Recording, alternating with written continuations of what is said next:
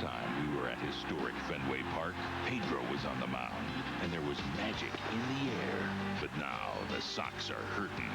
Today, they take on the first-place Yankees in Beantown. The Bombers spent last weekend sending a message to the entire AL. The New York Yankees sweeping the Cleveland Indians. Again, a one-time Boston great takes the field for their most hated rivals.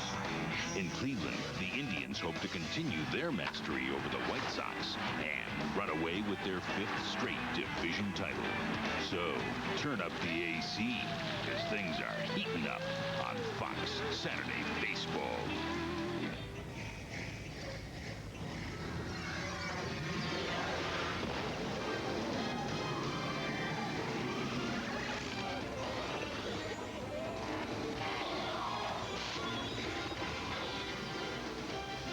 E-Trade pregame show, brought to you by E-Trade. It's time for E-Trade. It's not like the Yankees still own the mortgage on Fenway Park as they did in the 20s, but the Yankee who will pitch today does own the mortgage on the hearts of many a stocking fan. Roger Clemens with New York heaving today, he says, and overshadowing the showdown of the Shagadelic shortstops, don't try saying that at home, Derek and Nomar, and no trading away of a Yankee pitcher. We'll also take you to Cleveland, where the Indians are hoping to swap before tonight's no waivers deadline, and where Maglio Ordonez is Chicago's version of Manny Ramirez, and thank goodness after the accident, Manny Ramirez is still Cleveland's version of Manny Ramirez. Alongside Steve Lyons, I'm Keith Olbermann, and from Fox Park, where no trades are pending, although I tried.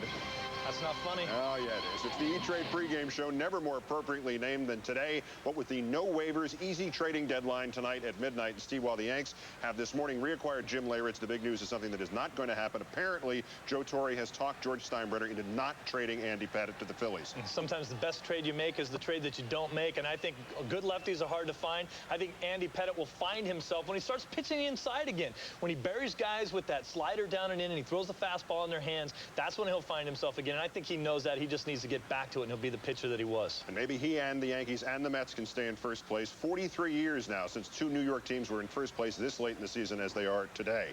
More on the Leyritz trade, the other scuttlebutt in a moment, but the other headline news, the umpire situation continues to deteriorate. Umpire union cult leader Richie Phillips will file unfair labor practice complaints against baseball after the National League accepted the resignation of 13 umps. Lost among all this, whether it's Phillips who's to blame or baseball or they themselves, as many as 22 men will lose their life's work, a fact that is preying on the mind of the departing AL umpire Richie Garcia. Tim McCarver spoke with him. I'm not going to give up. I'm not going to give up my job of 25 years sitting down.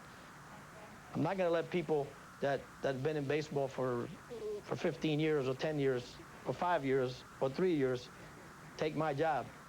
I love this game. I love baseball. I love my job.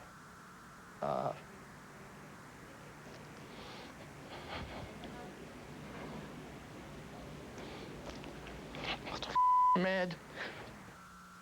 Steve, I hurt for Richie. He's a great guy. But this still boils down to what Mom used to say. If Richie Phillips jumps off a bridge, are you going to jump off a bridge with him? There's a lot of good men here following bad leadership. They were doing what they were told to do. It was a bad decision. And anybody who's just watched what's happening there to Richie Phillips, and they don't understand that these guys do care about their jobs, and they're good at what they do, it just hasn't been watching at all. You need to work this thing out, get it done, so that the best umpires in baseball can continue to do what they do. Phillips for 25 years. Back to the trades. Roberto Hernandez, Rick Aguilera, Juan Guzman, Rolando Araujo, Kevin Appier, everybody but Steve. A dozen others might be traded. But right now, the only deal, the king is back in the building. Jim Leyritz back to the Yankees in San Diego for minor league pitcher Geraldo Padua. Who? Geraldo Padua. Yeah, that's what I thought. The only reason Leyritz back in a pinstripes uniform with the Yankees is so he can't come back and hurt him with somebody else. Something came a cropper with a Chuck Finley deal. He was supposed to be on a plane for Cleveland last night. He never boarded. Well, if you're like me, you're trying to figure out why these teams are all trading for guys who aren't having good years. Finley's 5-9 with an ERA of close to 6. But the reason why Cleveland wants him, he's 16-9 against the Yankees. That's why they want him. That's extraordinary. All right, let's check the 3,000 board, even though the standard for Cooperstown is actually 28-12. The watch continues. Not yet. Boggs and Gwynn offers. Wade is 8 shy. Anthony is 9. Ripken got 2 more. He is within 34. Boggs and Ripken, of course, were already veteran minor leaguers 20 years ago Monday when baseball suffered one of its darkest days. Thurman Munson, catcher, captain, heart of the New York Yankees, was killed while practicing takeoffs and landings in a private plane in the Canton-Akron Airport in Ohio. On Monday, it will be 2 decades after. But for some of us, it still feels like it happened in the last week or in a nightmare last night. Thurman Munson was, in short, the light at the end of the tunnel. By the time he joined the Yankees 30 years ago next Sunday, an entire generation of fans had seen them do almost nothing but lose, and the amazing Mets were on their way to the World Series. Munson would get the Yankees back there in 1976 with championships in 77 and 78, rewarded both with triumph and with gold. He bought a small airplane, and then it happened. 3 months earlier, a friend in the Yankee front office told me a story about which he swore me to secrecy. Thurman Munson had been flying home to be with his family in Ohio on virtually every off day. But he'd had so many near disasters that George Steinbrenner was terrified he was going to kill himself. So terrified that he was actually willing to trade Munson to the Indians if only Thurman would promise not to fly that plane. The story never got out. The trade never happened, nor did the promise. The Yankees were devastated. In interviews with me that night, Roy White wept, and Lou Piniella begged me to tell him it wasn't true. Thurman Munson won an MVP award. He was on 7 All-Star teams, won 3 Gold Gloves in 9 full years. In the Yankee postseasons, he personally scored or drove in 31% of the team's runs. And most important still, 20 years later, there are players from that team who cannot hear Munson's name without turning away or swallowing hard or lowering their voices to a whisper. And there are fans, too, and reporters. He should be in the Hall of Fame. And Munson, Steve, also helped recharge that rivalry with the Red Sox, which we'll see enacted for the 1000th time today. The greatest compliment a player can give another player is to call him a gamer. That's what Thurman Munson was. You know, the best nickname in the game of baseball to me is Teddy Ballgame. When you're called that, that says it all. I had a chance to sit down with Ted Williams at the All-Star break, and he reconfirmed why he's the greatest hitter who ever played this game. Ladies and gentlemen, please welcome the greatest hitter that ever lived, number 9, Hall of Famer, baseball legend, Ted Williams. You said, when I'm all done and I walk down the street, I want people to say of me, there goes the greatest hitter that ever lived. Well, you weren't calling yourself the greatest hitter. You wanted people to think that you... Well, I'm glad you straightened me out on it because that's exactly the way I meant it, you know? Are you? No, not, I'm so positive of that. Who is? I don't know. Come on, if not you, who is? I don't know. I could name what I consider the 5 greatest hitters. Let me hear them. You're right there. Let's start with you. All right, let's go with Cobb. All right. Ruth, Gehrig, Rogers Hornsby. Oh, I want to put Fox in there, too. Joe DiMaggio? Boy, as good as anybody I ever saw. It don't mean a thing if it ain't got that swing. I really think the 2 players that are in a class by themselves, and I got to say it, is Joe DiMaggio and Willie Mays. They're both great hitters. DiMaggio was the best of the 2, hitting the ball. Now, you're one of the guys in the forefront right now to get Shoeless Joe Jackson into the Hall of Fame. Why is that so important to you? And I've seen all the history written. I've talked to people. Been an ongoing thing in baseball for 60, for 70, 80 years. Joe Jackson has served his sentence. He served his sentence. You're the last guy to hit 400. Why can't it be done again? I think it'll be done. I've always said I thought it would be done. Anybody you've seen right now can do it? I don't want to put a jinx on anybody, but I know one that I think could. Yeah? Don't want to name him? No, Mark. I know why he's the greatest hitter, because that's all he talked about. Yeah. Asking you questions, see how much you know about hitting and everything, and it was quite a thrill. It was one of the highlights of my life. You are a world-renowned photographer. You are an expert fisherman, probably the best flyer fisherman of your time. Now you're at coming one around. point. See? Go ahead. What's the thing that you're most proud of? The thing I'm most proud of, I'm glad you asked me, because there's no question in my mind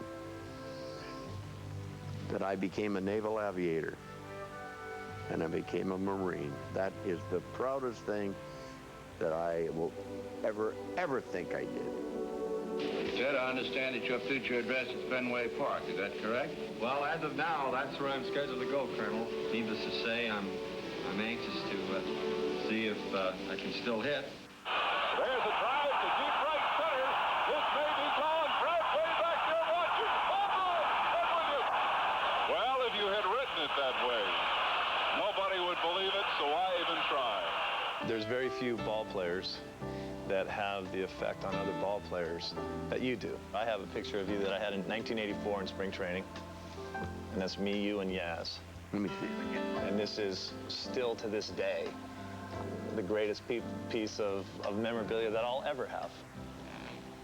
Oh, yeah, he's a great player, wasn't he? Yeah, you signed one of these to me and one to my dad. You said there's going to be quite a few hits between the three of us before it's all over. Now, I didn't hold up my end of the bargain. What year was that? 1984.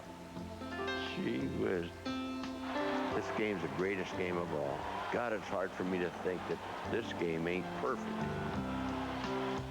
Ted Williams has 3 medals of valor from 2 different wars. Certainly one of the greatest players who ever played this game. An on-base percentage career-wise, .483, and a true American hero. Yeah, and after World War II, he volunteered to go to Korea. Yes, he did. All right, Yanks and Red Sox first battle for the pennant in 1904. The endless thread continues with the unimaginable today. Roger Clemens pitching for the visiting Yankees. You'll see them or the Indians and the White Sox. For Steve, I'm Keith. Now please take yourself out to the ball game. You're watching Fox Saturday Baseball Game of the Week. Star Trek: The Next Generation, weeknights at 7 on Fox 51. Discovered after 2,000 years. We are the mother of all gods. Of course we are. This alien seductress has a powerful way of controlling men. This woman has all you guys under some sort of spell. But her beauty hides a deadly purpose. You're like a queen bee. You create the ghouls. This base will become her nest. Which threatens to tear SG-1 apart. Stand down, Captain Carter, unless you plan to kill it. On the next Stargate SG-1. 6 o'clock tonight on Fox 51. We brought you Dodge Ram. Overall, the most powerful line of pickups on the planet. The longest lasting pickup on the road. And the first pickup with 4 doors. Now, here's what's new from the new Dodge. The Dodge Summer Clearance with a $1,000 cash allowance. Exceptionally low 1.9 financing. Or great lease rates. What's new from the new Dodge? Just catch the Dodge Summer Clearance. Crash dummies are very different from real people. If you've been hurt in a car accident, you know the problem's going to go on long after the day of the crash. I'm Bill Hardy of Hardy, Wolf & Downing. Our firm specializes in helping Mainers injured in car accidents. We have the experience, the toughness to make the insurance company listen. We'll fight hard to get you the money you deserve. Hardy, Wolf & Downing. Real experience, real toughness. Don't settle for less. Hey, New England, it's time to get in early and save during the summer savings days at your New England Ford dealer. That's where you'll find a huge selection of Ford Rangers for just $229 a month.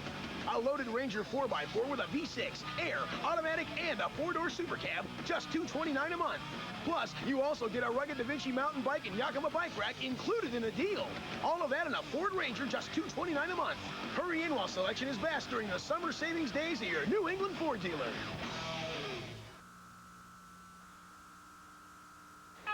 Fenway Park is certainly a baseball shrine, but to New Englanders, it's also a monument to their eternal frustration.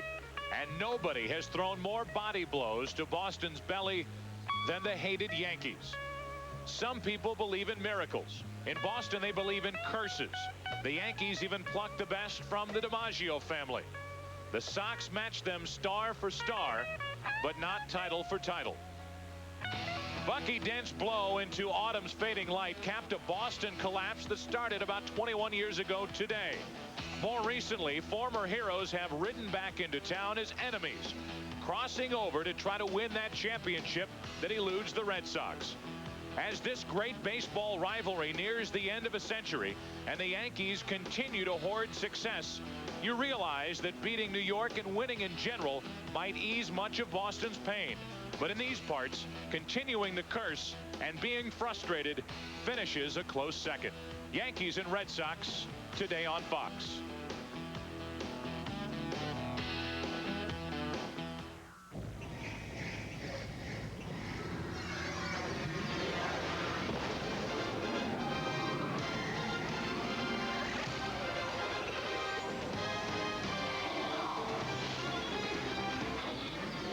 A warm summer day here in Boston for an American League Eastern Division division matchup, the New York Yankees and the Boston Red Sox.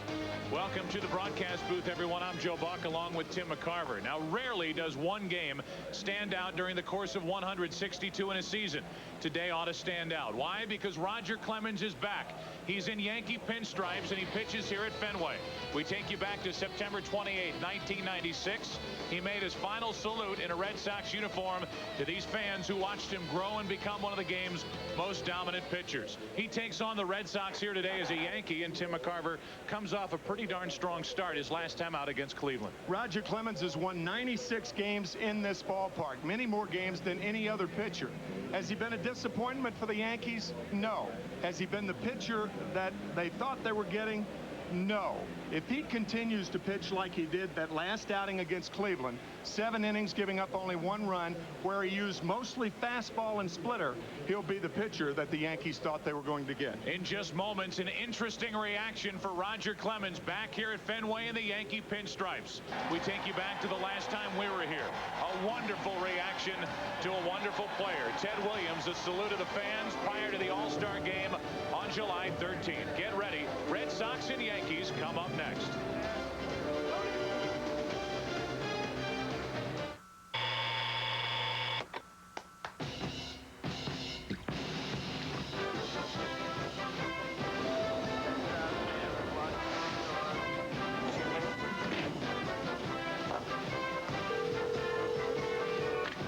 Hello, Ms.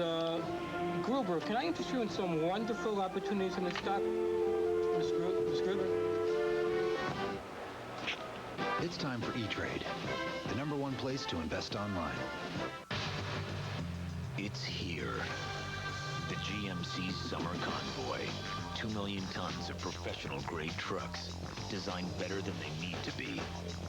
Pickups, SUVs, and family vans. And on select 1999 models, some of the best values of the year. So come in now. This is one convoy you don't want passing you by. The GMC Summer Convoy.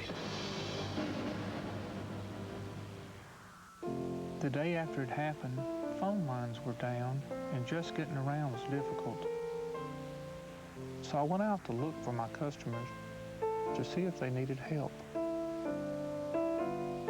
One thing I wonder about, these people who buy insurance without an agent, who goes out looking for them? You're in good hands with Allstate. Mine.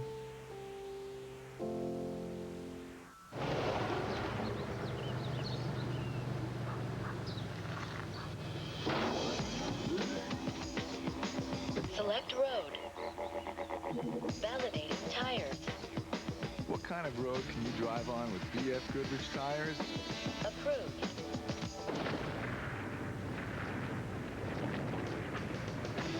Enjoy. Any road you choose. BF Goodrich tires. Take control.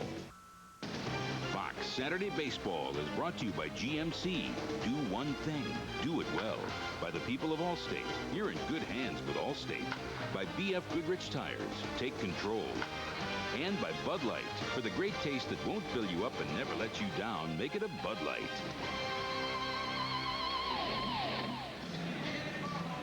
Welcome back to Fenway Park, and a look at the young 23-year-old right-hander Brian Rose. And now a look at the Budweiser starting lineup for the New York Yankees. They lead it off with Chuck Knobloch. He homered last night leading off.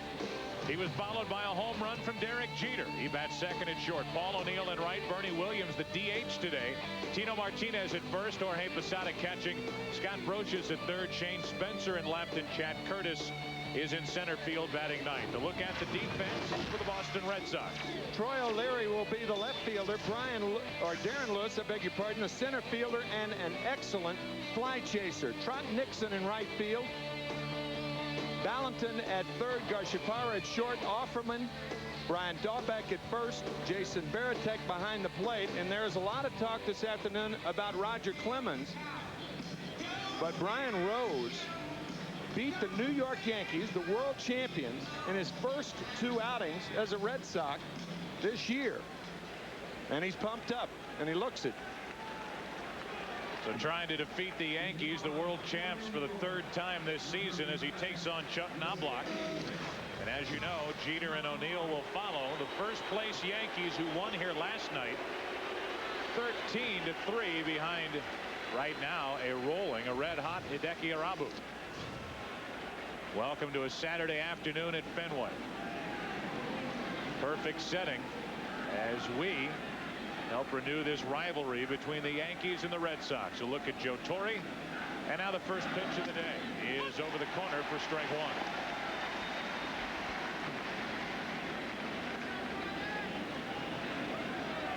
Ryan Rose, who grew up South Dartmouth, Mass. Grew up watching Roger Clemens, is hooked up in a battle today with the Rocket here at Fenway. The 0-1. High in the air to left field.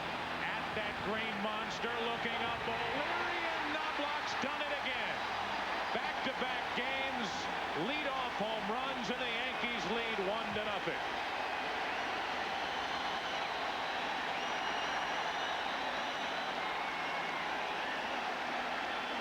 What a start for Knobloch. We take you back to last night. This drive off the bat of the Yankees second baseman for his 7th home run of the year. Derek Jeter would follow and go into right center field, get one out to tie his career high with number 19. And here today, Chuck Knobloch still getting high fives as he starts it right for the Yankees. The third leadoff homer by Knobloch this year. And there's a smoker foul off the bat of Derek Jeter.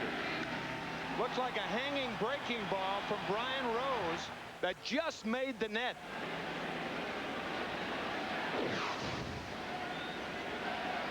So this one starts with a bang. Another home run from Knobloch. See that they went back-to-back last night. Knobloch and Jeter, first Yankees to do it since 1955. Hank Bauer and Andy Carey did it in a losing cause for the Yankees 44 years ago. Check swing foul, strike 2 on Jeter. The New York Yankees are starting to hit their stride.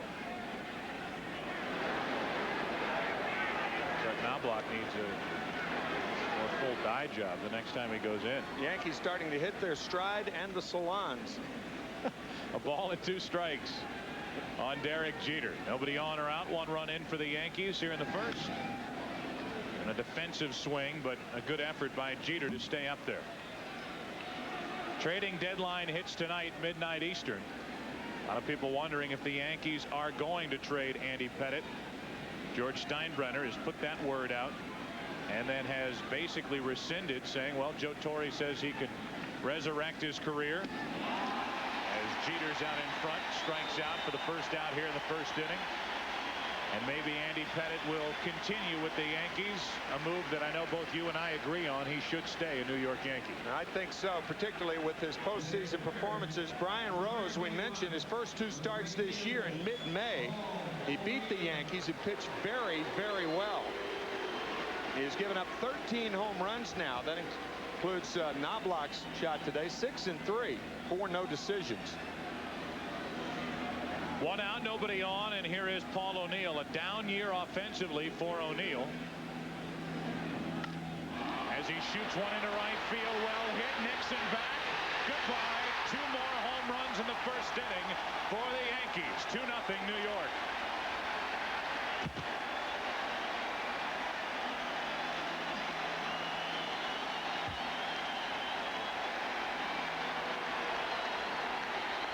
A tee shot over the wall and right, and just as I start to say O'Neill's production numbers are down, wham, and it's 2-0 Yankees. The Fenway faithful have not had a chance to voice their hurrahs over the last 24 hours. The Yankees with 2 home runs last night in the first inning, 2 home runs today. Knobloch and now O'Neill on the fastball, right down Commonwealth. Not for long.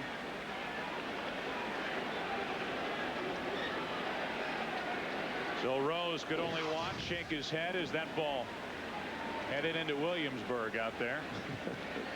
And with 1 out, nobody on, another run in, 2-0 Yankees. Bernie Williams took a ball.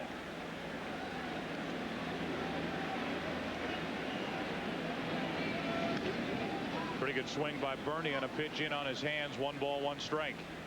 Joe Torre with Bernie Williams as the designated hitter this afternoon. Chad Curtis will be playing center field, and they lose almost nothing on defense with Curtis out there. Brian Rose is coming off a rather lackluster start his last time out. I've already mentioned the success he's had this season against the Yankees. So Rose is trying to rebound. And here he is giving up 2 runs in the first inning, and we look at his scouting report. Both of those pitches, the slider to Knobloch and the fastball to O'Neill, were up about mid-thigh high.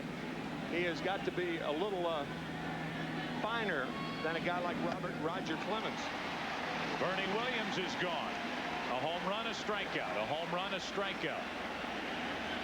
That means Tino Martinez, as he stands in to follow this strikeout, trying to continue the string against the right-hander Brian Rose.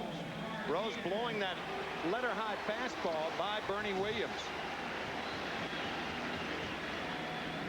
There's Tino, 14 home runs for the Yankee first baseman, an average of .268. Martinez stands in with 2 out, nobody on. Rose starts it with a strike.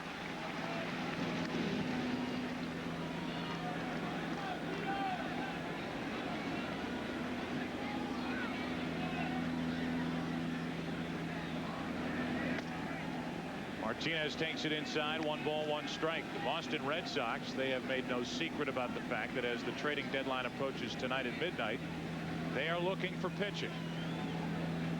Notably starting pitching, or if they get somebody for the late innings in their bullpen, then they could move Tim Wakefield, their knuckleballer, back into the rotation.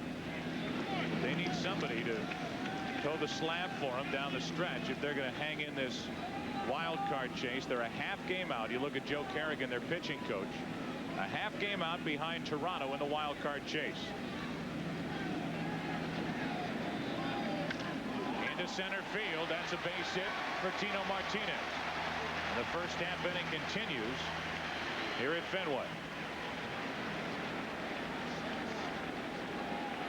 Take a look at the Red Sox starters. Why do they want to add an arm? Well, you look at this combination, and we show you these 4 because Pedro Martinez is on the disabled list, not due to come off until Tuesday when they expect him to make a start. Since the All-Star break, the group, all starters, 4 and 8, including a horrendous start by Pedro Martinez. He shut it down shortly thereafter in an ERA over 7. Jimmy Williams has had to go to that bullpen quite a bit here in the second half. It is not even arguable, Joe, that Pedro Martinez is the most important pitcher in baseball to any one ball club. I mean, without Pedro Martinez, the Red Sox are an average club. With him, they're a good club. Jorge Posada now, who has been red hot. 10 hits in his last 16 at bats, was 3 of 5 here last night. Pedro Martinez watching. 1 on, 2 out. And Posada takes the ball. You look at the numbers for Pedro Martinez, this would support what you're saying about his importance here. Yeah, the rest of the starters on the staff, Pedro has over half the wins of all the starters this year for the Red Sox. By the way, any thoughts of a 30-game winner? No, that's Forget out. it. It's gone. The 1-0 pitch. Posada takes ball 2, 2-0, and this has been a poor first inning for the right-hander Brian Rose. Nothing like a nice hot cup of coffee on a day like this here at Fenway. O'Brien in the hole to the hottest Yankee hitter. Jorge Posada, batting under 200 on July 9th, has lifted his average about 50 points. Now 3-0 on Posada. You know, Joe, you can tell that a hitter is locked in sometimes by the way he takes a pitch. Jorge Posada taking pitches in a very confident fashion. You're not lunging. Chris Chambliss, the hitting instructor. Posada may be hitting here. On 3-0. Took to make it 3-1. While we look at a Yankee catcher, we should mention Jeff Manto of the Yankees has been designated for assignment. And as Keith Olbermann mentioned on our pregame show, Jim Leyritz, the king, as they call him, or he calls himself, I don't know, one or the other, is coming back to the Yankees. Runner at first with 2 down, the 3-1. to the second baseman Offerman. To his left, inning over. Roger Clemens on the mound today for the New York Yankees. Takes to the hill here at Fenway. Bottom of the first coming up.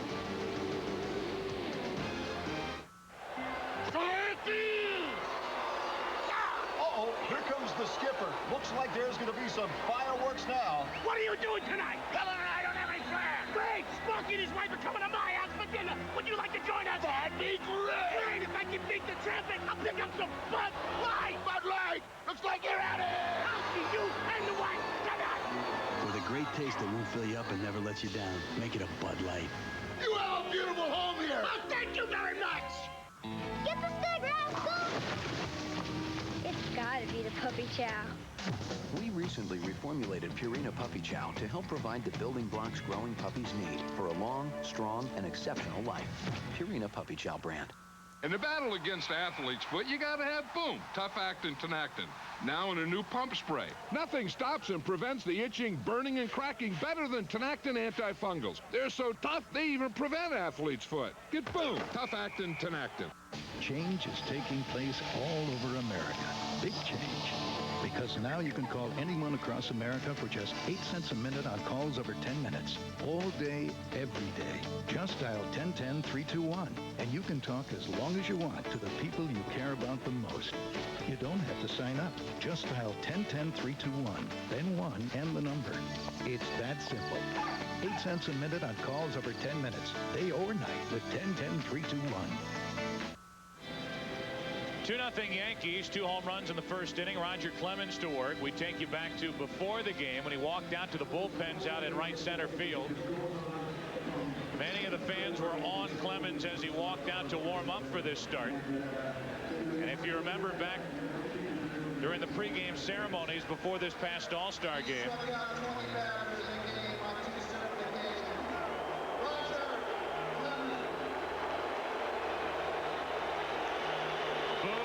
Fenway. And Tim, you talk about a no-win situation. What do? You come back and wear a Red Sox hat, and then you make everybody with your new team, Yankee fans, upset because you're not wearing a Yankee hat. Or right as he walks out to the mound, here's his reaction today. Mild, really. Roger, very smart. He's wearing a new number today. Maybe he thought he fooled the Fenway faithful, huh? He elected to wear a Yankee hat here at Fenway. He was booed. The only all-century player to be booed. I think Roger was a little shaken after that response, but you can imagine wearing a Yankee hat here as you look at his scouting report. And that slider's been a problem for him. That is the one thing that he canned against Cleveland last Sunday. Yankees won that game on a Ricky Leday home run, 2-1. Misses the outside corner, ball 1, and we're underway in the bottom of the first with Jose Offerman, who makes his first start since last Sunday, digging in, a .272 hitter. And an all-star with an asterisk. He really was tumbling with his average leading into the all-star break. Had a good spurt right after the all-star game, but has since fallen back into a sleep, and he has been on the bench. The 2-0 pitch. 3-0 from Clemens.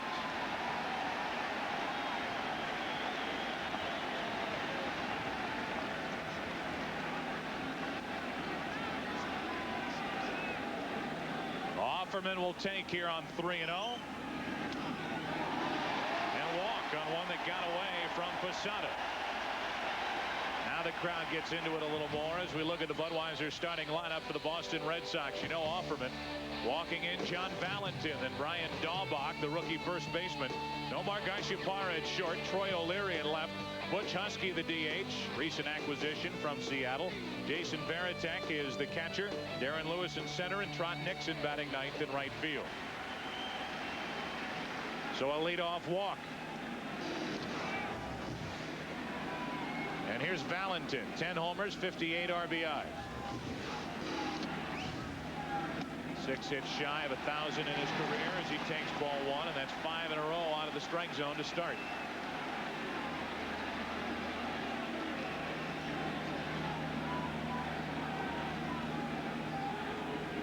Under the the watchful eye of Mel Stottlemyre, his pitching coach, on 1-0. 1 ball, 1 strike. We mentioned Roger Clemens' number. He started off this season wearing number 12. That was the reverse of number 21. Paul O'Neill wears number 21 with the Yankees. So he went to number 22 before last Sunday's game against the Cleveland Indians. That number worn by his son up in Cooperstown during the All-Star break. Roger made a vow to his son that he'd wear that number, and served him well last Sunday. Baseball players are one of the most superstitious lots in all the world. Talked to a baseball player a couple of weeks ago. He said, "Now, are you superstitious?" He said, "Well, no, I'm not superstitious at all, but it's bad luck not to be." The pitch is up and in for a ball to Valentin, 2-1. So he said, "So I do the things just like everybody else, but I'm not really superstitious." 2 balls and a strike on Valentin. Roger Clemens has a reputation of coming up and in to hitters, but I do not think that was his intention, because he has struggled throwing 6 out of the first 7 pitches out of the strike zone.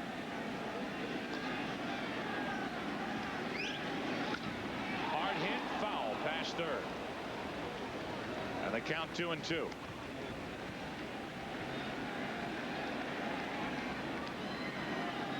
Red Sox answering the Yankees last night with 2 runs of their own in the bottom of the first.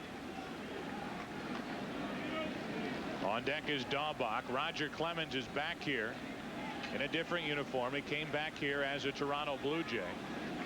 First time back July 12, 1997. With Toronto, he went 8 innings, struck out 16, and allowed only 4 hits as he looks at Offerman at first. Last time Clemens was here, September 18th of 97, with Toronto, a no decision, but he struck out 10 in 7 innings. So he has had success coming back here in a uniform other than that of the Red Sox, as Valentin lines one into right. O'Neill makes the catch, 1 on, 1 out.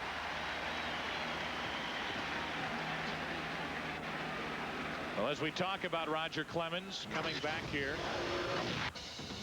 we take you back to July 12th, 1997. And a look up at the press box area looking for general manager Dan Duquette as he made his way back into the dugout. Dan Duquette, who made the decision to let Roger Clemens walk away as a free agent. There are the numbers that we touched on. 5 starts in his career against the Red Sox, a record of 3-0, a very good ERA, 52 strikeouts in just over 38 innings.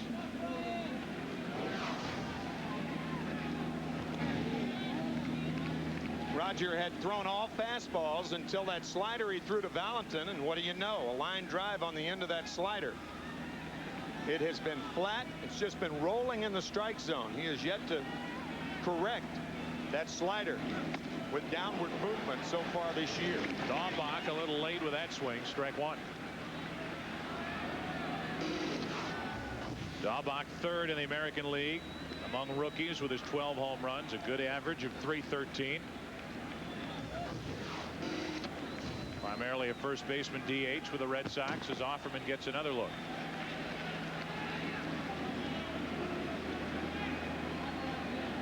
Garciaparra waits on deck.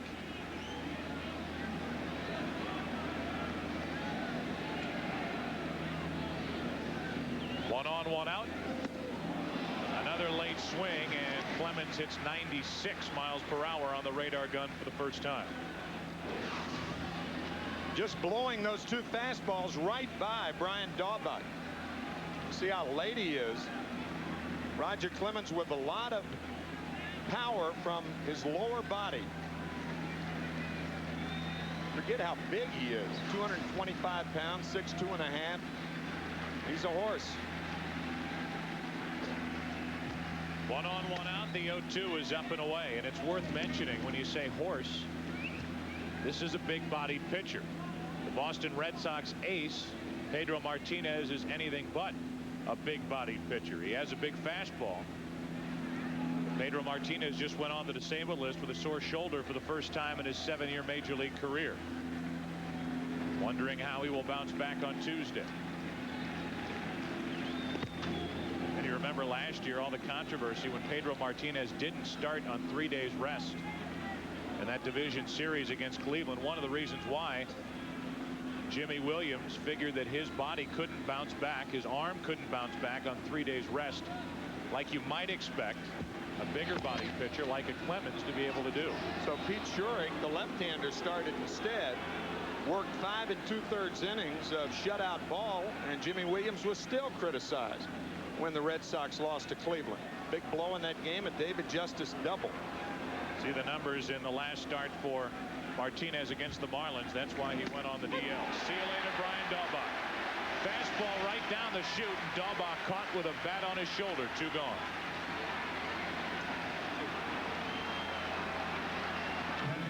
And in walks Nomar Garciaparra. The new fan favorite here in Boston.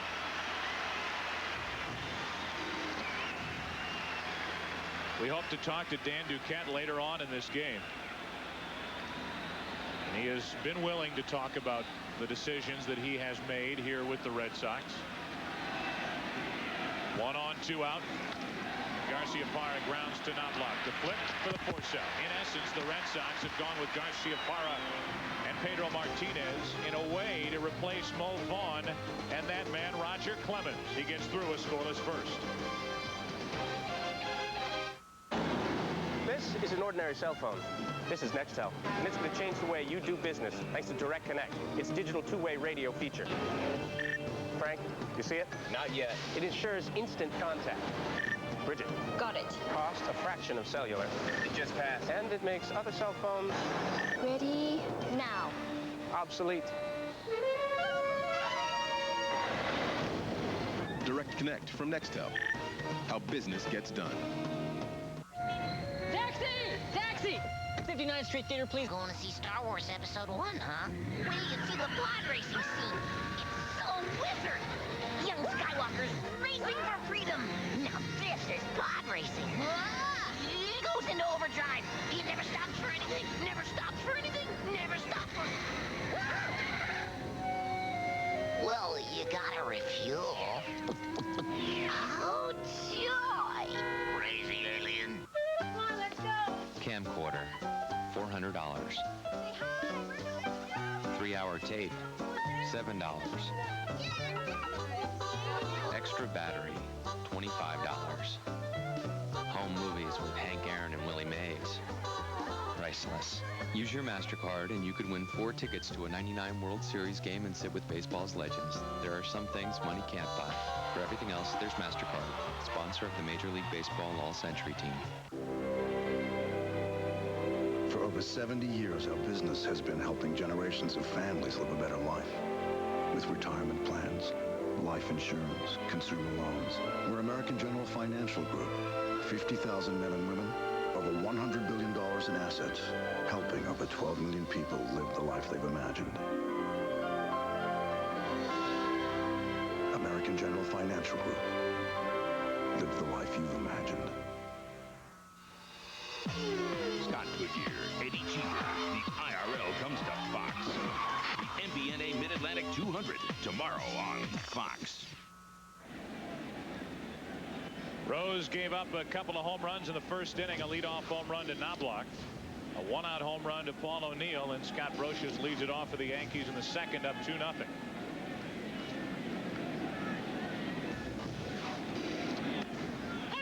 That catches the corner, strike 1. That's what Brian Rose must do to be successful. He is not a hard thrower like Roger Clemens. He has to stay away from the middle of the plate. That misses off the inside corner. 1 ball, 1 strike.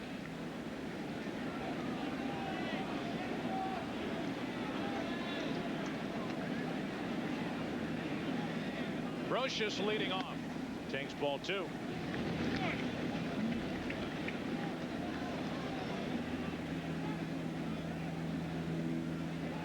Brian Rose behind in the count. Leadoff hitter, the number 7 man in this Yankee lineup today. The 2-1 to Brocious. That came back and caught the home plate umpire, Brian Honora. And the count 2 balls, 2 strikes. Had a shot of Shane Spencer on deck. The 7, 8, and 9 hitters of the Yankees performing since the All-Star break more like they did last year. Batting well over 340 for the 7, 8, and 9 hole hitters. Posada last night hitting 7th, had 3 hits, 2 doubles, and a home run. Scott Brosius batting 9th, had 3. Everybody familiar with Brosius hitting in the bottom of the order last year and driving in 98 runs. Remarkable. Now the 2-2. Brosius is jammed and a pop up to short. Long run for Garciaparra, can't get there. And a flare hit to start it. Brian Rose back into a little jam, a leadoff single. We look at Pedro Martinez. We hear from Pedro Martinez on his role as a leader with this team. It's really important the way I handle myself out there, because I know that there are some other kids like Brian Rose and Pat Rapp and some of the other pitchers that are looking up to me to see if they can probably match what I did or just get to the level I am today.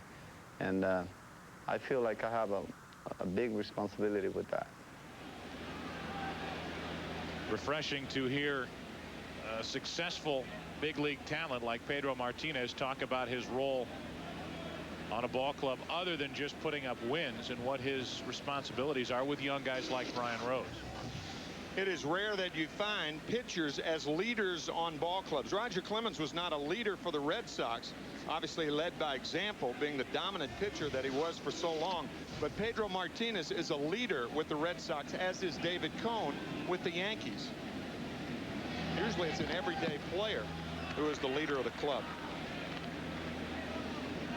Check on the runner, Brosius at first. He's stolen 5. But a look at him nonetheless. He's at first with nobody out. The number 8 hitter, Shane Spencer, at the plate. The Yankees already lead 2-0, and Varitek saved a wild pitch there. And Jason Varitek has been busy. He is involved in his 95th game of the season here today, and the Red Sox are playing their 103rd. That's a throwback. Record for games caught by a catcher in any one season. Randy Hundley caught 160. Spencer pops it up, third base side. Valentin gives it a look. Has a play, 1-on-1 out for a game break. Let's go back to Keith Olbermann in the Fox Network Center. Joe, how to score 3 runs in an inning at Jacobs Field without a home run. Greg Naughton addresses the ball. Hello, ball. The third double of the inning to score Carlos Lee. And the White Sox get 3 in the first off Dave Burba. They have now moved top second in Cleveland. Joe? I think a lot of the Yankees came away rather impressed with the Chicago White Sox and their youth movement at the new Comiskey Park. Used to be a lot of kidding earlier in this decade about them being called the Light Sox because of their light hitting. No longer. Some of those young outfielders, Paul Konerko, had a couple of home runs as the White Sox beat the Yankees 2 out of 3 on their recent trip to Comiskey. Talked about all the work for Varitek. Scott Hatteberg is trying to come back from elbow surgery. Good young catcher with these Red Sox, but Varitek has predominantly been the man behind the plate. They just recently picked up Lenny Webster, who's been around with Montreal, with Philadelphia, with the Baltimore Orioles. He is in uniform and now on your screen. 1-on-1 out here, and a ball to Chad Curtis.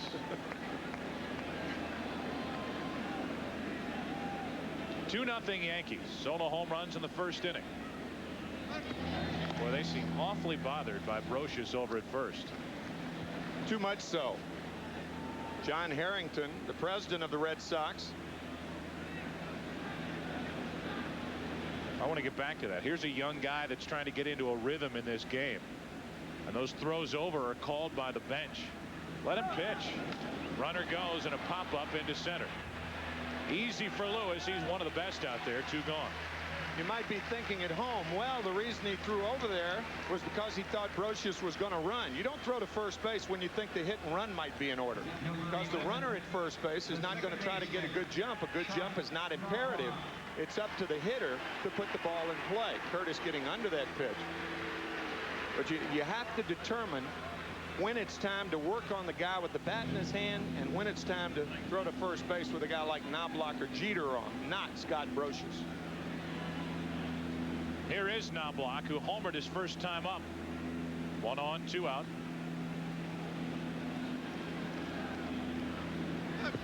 Another check on the runner at first. I mean, this gets to the point as we take a look at the home run hit by Chuck Knobloch in the first inning. Little pop-up, but little pop-ups can be deadly here at Fenway Park. Just ask Bucky Dent. Home run into the netting over the Green Monster his first time up. 1 on, 2 out. And a strike over the inside corner. Is there too much of that? I think so. Game calling from the bench? I think so. I think if you're going to allow the catcher to make his calls to first base. The catcher's got the best feel for the pitcher and who the runner is at first base, not the guys in the dugout.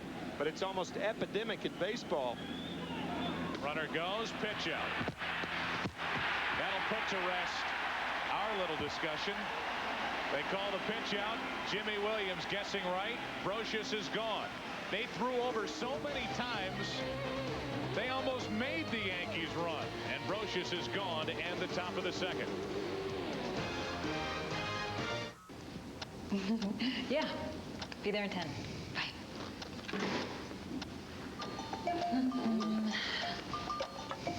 Okay. Where are they? Ready, time to go.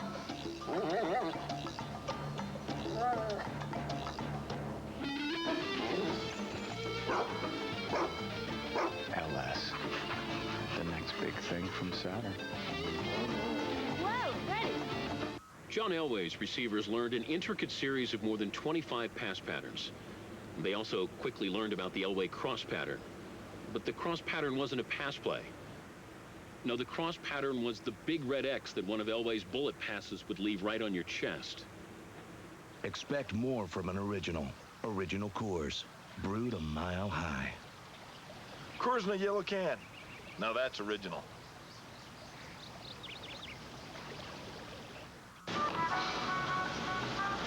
Were you born without a soul? What are you talking about? I'm talking about this.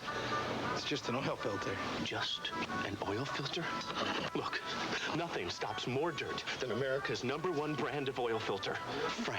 Now get out of here. How do you live with yourself? Fram oil filters. Pay a little more now or pay a lot later. And now Fram's rough textured Sure Grip top makes changing your filter easier. Would you like to make 10, 20, even $30,000 more a month? I did. I did. You see? I have created an astounding, foolproof money-making method. Thanks to you, I made 10 grand in one day. Wow. It's easy. Simply send me $50 for my book, How to Get People to Send You $50 for a book. It's time for E-Trade, the #1 place to invest online.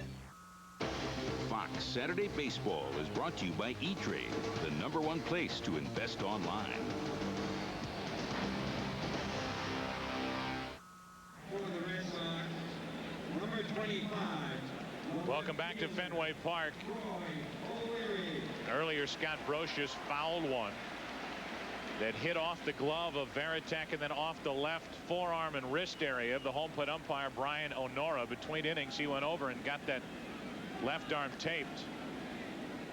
If people had a chance to catch our pregame show here on Fox, they saw a little portion of your interview, Tim, with Richie Garcia, who is the crew chief with this particular crew and one of the more vocal umpires.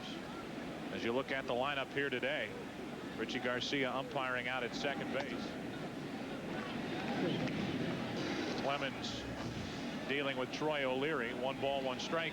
And I thought it was interesting, and I agreed with what Keith and Steve Lyons were talking about when they said, you know, after all the gruff attitude and the confrontational attitude that you read about and see from time to time, these are men who love the game of baseball, who are faced with the end of their careers coming up the first 2 days of September.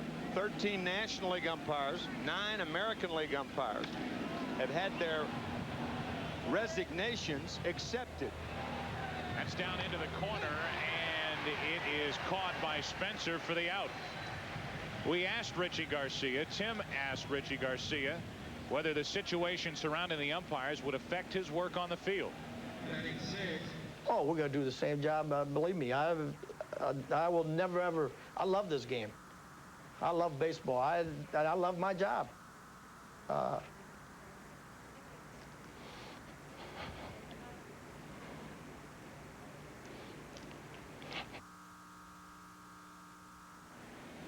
And it's at that point, and that was, I guess, the same piece that they showed on the pregame show, where you see as Husky got one up and in, Richie Garcia break down, and that's when you really understand that these are men who are faced with a pretty grim reality of losing their job September 2nd. 1 ball, no strikes on Husky. 2-0 from Clemens. Regardless of which side you choose to take, as Butch Husky has done a good job, 2 homers in his first 2 games. You got to have some compassion for the umpires, realizing they have been led down a road from which it does not appear there is any return. That's driven into center. Curtis back to make the catch. Chad Curtis gets the start today in center field, and Butch Husky hit a ball that, well, where he started this season in Seattle would have been long gone, but not here at Fenway. Or even Safeco Field. Butch is probably thinking that's a home run anywhere else, and it would have been. Fine play by Chad Curtis. We said earlier that the Yankees are not losing anything on defense, or very little on defense with Curtis out there, and he just proved it. So 2 out, nobody on for Varitek. The problem with the situation, as I can see, in my opinion, is the problem with Richie Phillips, who heads up the umpires union. His major mistake was not reading his own troops the right way and not realizing that so many of them were not buying into what it was he was trying to sell. And when they started to trickle back onto the other side, well, the umpire's cause was lost as Varitek fouls one out of play. Because I'll say this, if every umpire stayed strong and stayed together, they may have had something here with over 60 umpires walking away. Major League Baseball really would have had to scramble, and it would have been a mess to try to replace them all. You can imagine the peer pressure on a young umpire like Ed Hickox, an American League umpire who spent 10 years in the minor leagues. It's his first year in the major leagues. Do you support your union? Well, absolutely. Almost blindly. And then you leave the meeting, and you've got to ask yourself, what have I just done? I've got a family to think about. What have I done? Probably too shy to voice those same opinions during the meeting. Bullied a bit, I'm sure. But when some of the voices who came out against Richie Phillips came out, guys like Davey Phillips, a longtime American League umpire, John Hirschbeck, who ironically was involved in that spitting incident with Roberto Alomar a couple of years back. Well, then people started to say, hey, wait a minute. Maybe this union isn't as strong as they claim it is, and maybe it can be dealt with and in a way broken, which is what is going on right now. As many resignations have been accepted by Major League Baseball, and they have had the opportunity now to basically select which ones they want to continue employing and those that they would rather weed out. So they played right into Major League Baseball's hands, and some of the umpires they've had problems with, for whatever reason, their resignations have been accepted, and they will, as it stands now, be without a job come September 2nd. Richie saying yesterday that they can do without one of us, me for instance, but they can't do without 66 umpires. But they're certainly making it clear they're going to do without 22 who have lost their jobs or had their resignations accepted. And Richie's saying that the union will never be as strong as it once was. It's already a victory, if that's the right word, for Major League Baseball. Martinez slipped trying to get back and cover first. I'm not sure he would have gotten there anyway as he ranged far to his right. We'll see how they rule that. It's a base hit for Varitek. First hit allowed by Clemens this afternoon. A lot of fans are used to seeing that little Bermuda triangle in right center and left center, but it's rare that you see that triangle in the infield among the second baseman, first baseman, and pitcher.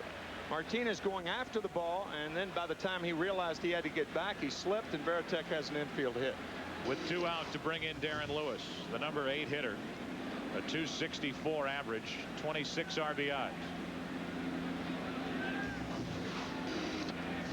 2-0 Yankees on the strength of 2 solo shots in the first inning. One by Knobloch, one by O'Neill. Ball 1 to Darren Lewis. Do we have our normal universal kidding wager about Darren Lewis hitting a fastball to the left side of the infield? Dinner's on me. Same as? Okay. Yes. All right. Last time we wagered a bear claw. Because you said dollars to donut. Pitch down and in, 2-0. So Clemens falls behind Lewis with the number 9 hitter, Trot Nixon, who a week ago today hit 3 home runs in a game at Detroit. He's on deck. We've described Darren Lewis before as a hitter that pushes the bat through the strike zone like that. A foul off to the right side. Make it 2-1. One of the few major league hitters that if you throw him an off-speed pitch, you actually speed up the bat head. So you don't want to do that. Even 2-0, Darren cannot get around on the fastball.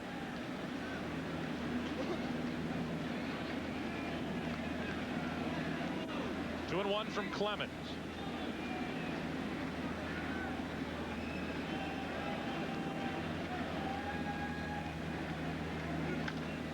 And the pop up to the right side. Easy for O'Neill. Sunny day here in Boston.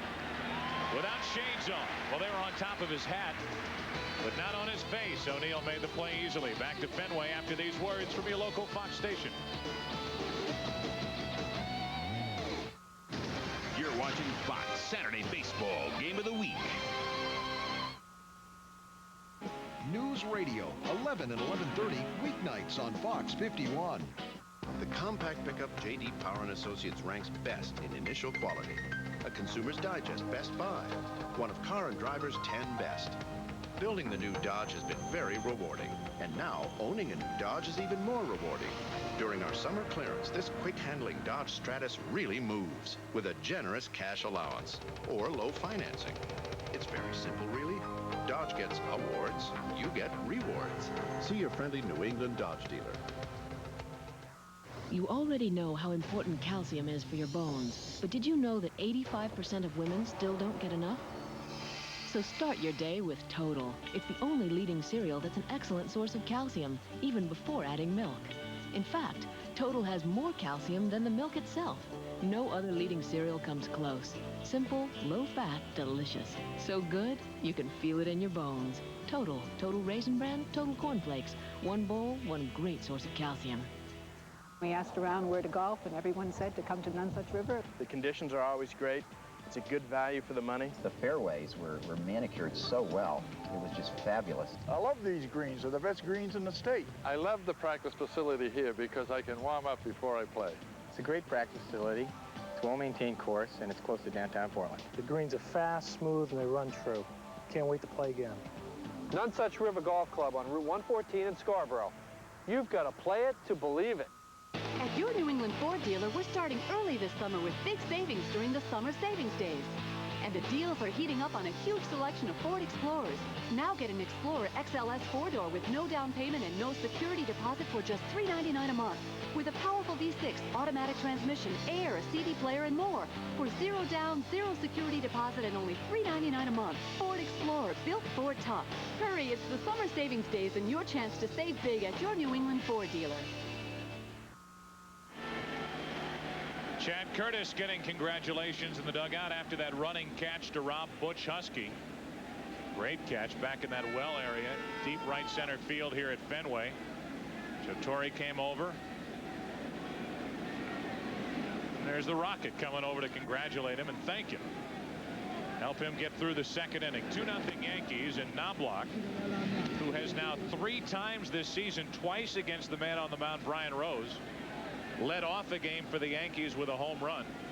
He did it back in May at Yankee Stadium against Brian Rose.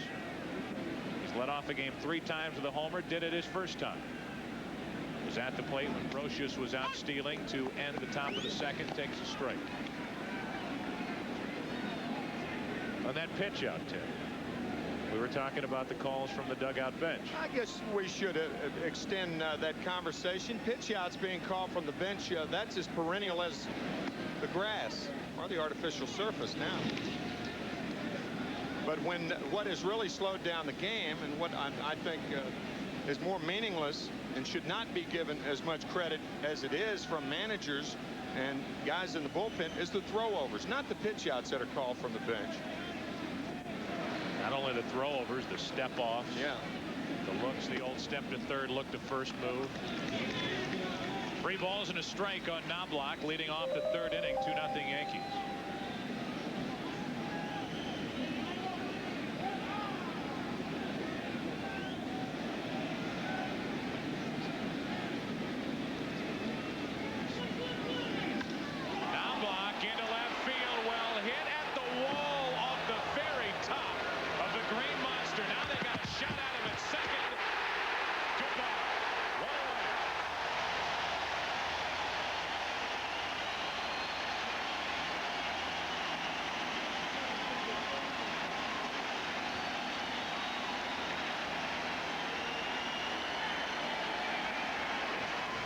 The monster changes the way you play the game. Certainly the way you run the bases. Certainly the way you play left field. Troy O'Leary with his 7th assist of the season. Normally an easy double or even a home run, but not here at Fenway. Well played by O'Leary. Got the throw to Offerman for the out. 1 out, nobody on. A single, out, 7-4. Now you score it. Now Derek Jeter takes a strike. Just to really hammer this point to the point where nobody wants to listen anymore. When we talk to some old school baseball players, or at least when I do, and people who have studied this game, they say that all those throwovers and all those calls from the dugout bench, even with base running, with some of the defensive plays, takes away the players that are in the game their ability to think. And when they make mistakes, some old school baseball people will say, well, what do you expect? You do all their thinking for them while you're sitting on the bench. Now you get mad because they make a mistake the spur of the moment. Just let them play. Wow, up and into Jeter. Derek thankfully able to get away from that pitch from Brian Rose. That mock applause because Roger Clemens came inside twice in this game, and now Brian Rose returning the compliment to Derek Jeter. Under the watchful eye of George Steinbrenner. Now the 1-2 pitch. Back inside, 2-2. Now that's where you have to pitch Derek Jeter anyway. So the chance of a ball getting away from a pitcher inside is certainly more natural against a guy like Jeter than most hitters. Jeter wouldn't chase, and the count runs full, 3-2. Yeah, your point's well taken, and the scouts that you've talked to, it's well taken, because what you're doing, you're making robots out of the pitchers and the catchers. You're limiting their ability to think for themselves. Ideally, you train them to think for themselves and let them go. 3-2 pitch. Jeter fouls it away. Plus, there's a certain cadence between a pitcher and a catcher, a rhythm, something you can't see, but you've got to have. Like any people who work in tandem in the business world, certainly it's true in the athletic world. A quarterback and a center, a point guard and a center, or a power forward in basketball. You see it all the time in hockey. Captain and Tennille. Siegfried and Roy. Right. Abbott and Costello. Siegfried and Roy had that unspoken language. Certain cadence, yes. Jeter pops it up. Who wants to find that? Sunglasses on. 2 gone. That's the second out. The first out was on the play at second base, and the ball hit off the wall by Chuck Knobloch. Here's what Jose Cardinal, wearing a microphone, said to him when he sped past. You gotta go hard. You gotta go hard. You gotta go hard.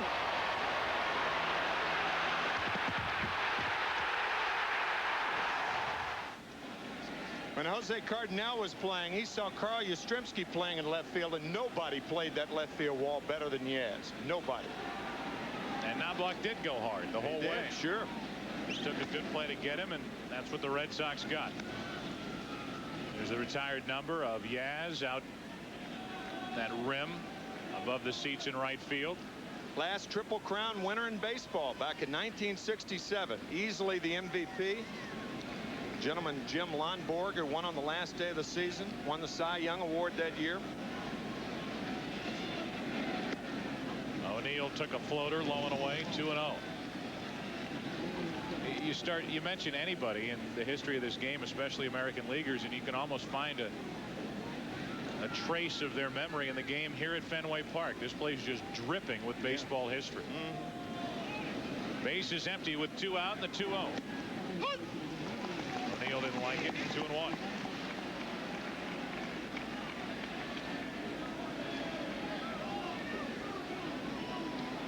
Rose has been anything but automatic. You take a look at some of the faces they put up here for the All-Star Festival. That celebration before the All-Star game. Count goes to 3-1 on O'Neill. Babe Ruth. I'm sure we will touch on the history of Babe Ruth as a Boston Red Sox pitcher. Started to play the outfield. He moved on, sold to the New York Yankees for the 1920 season. Talk about the curse of the Bambino. That's what they're talking about. A pitch outside for ball 4. For a game break, let's go back to Keith Olbermann in the Fox Network Center. Keith. All right, Joe, this is why Mom says always wear clean underwear and don't dye your own hair funny colors. In the event of accident, Richie Sexton gets the fly ball, but then we get to watch this. Now back to Elvis and Colonel Parker. That's appropriate. Oh, man. You're a big Elvis guy, right? I certainly am. Am? Yeah, I'm an Elvis fan still. I can be, just because he's passed doesn't mean that I can't still be part of his fandom. Colonel Parker was that chicken guy, right? No.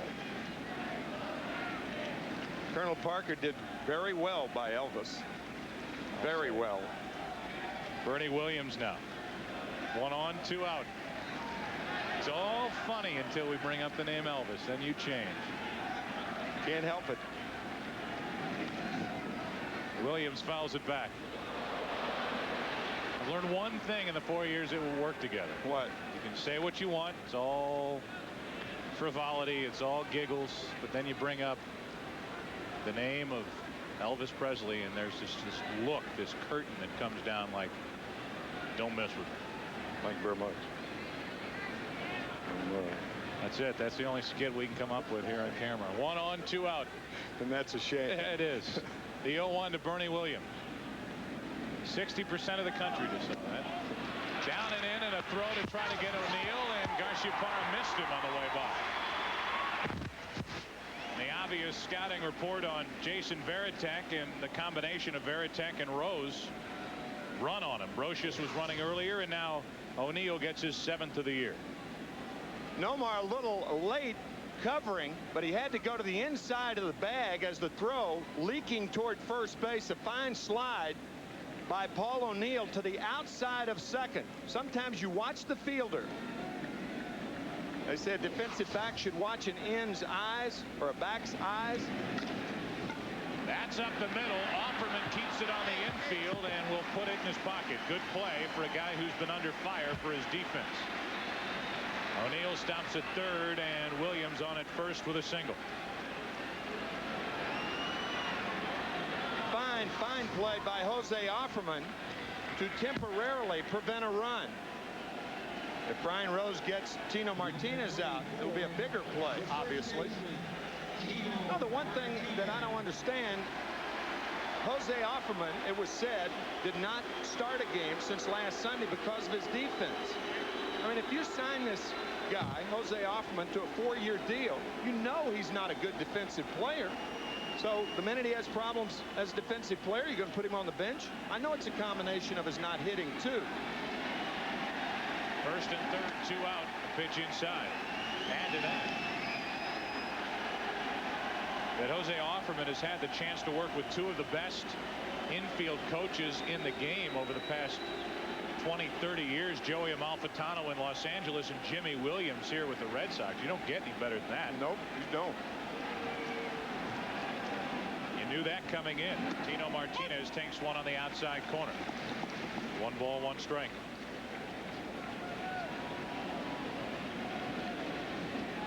Dan Duquette is on the phone, and I would imagine if you went on location to every ballpark across America today, you would see the general manager holding a phone up to his ear. He's actively working on deals, and we hope to visit with him a little later as Martinez takes it down and in. 2-1 from Brian Rose. Phone calls by general managers with the trading deadline about 10 hours away takes on a lot more significance on July 31st. Of course, trades can be made after July 31st, but players must clear waivers first, and that's often difficult. Martinez rips it foul. 2-2. You missed it earlier. We mentioned that Jim Leyritz is now back in pinstripes this season with the Padres. 8 home runs, an average of .239. Broke a bone in his left hand. Was activated yesterday, and he was acquired for minor league pitcher Geraldo Padua. And he is a favorite of that man's. George Steinbrenner has always enjoyed the presence of Jim Leyritz. While with other teams, Jim Leyritz has stepped on some toes along his path through the big leagues. The 2-2. Spoiled by Martinez. But Jim Leyritz has always produced in the postseason with huge hits. He did it last year for San Diego. In some of those games against Houston, he almost single-handedly beat the Astros. That home run against Billy Wagner, the home run against Randy Johnson. He has 7 career postseason home runs.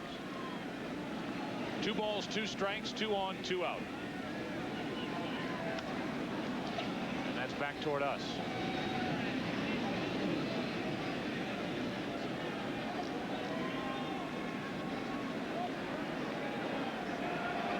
Two blondies sitting next to one another. Shane Spencer, Chuck Knobloch.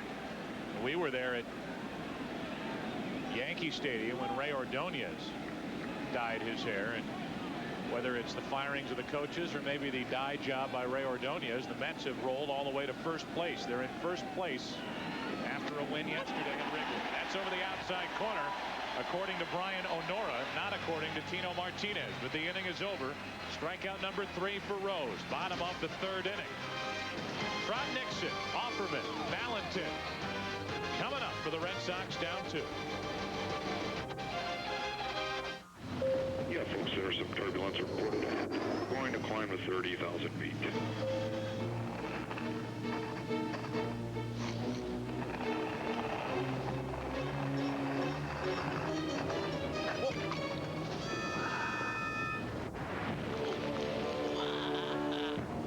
With a great taste that won't fill you up and never let you down. Uh-oh. Make it a Bud Light. Sir, I'm going to have to ask you to return to your seat. Wow. Need a battery? Now at Pep Boys, get a ProStart 75-month battery from $44.99. ProStart name brand quality batteries by Exide from $44.99. Pep Boys. Cars like us. People love us. Get the stick, Rascal! It's gotta be the puppy chow.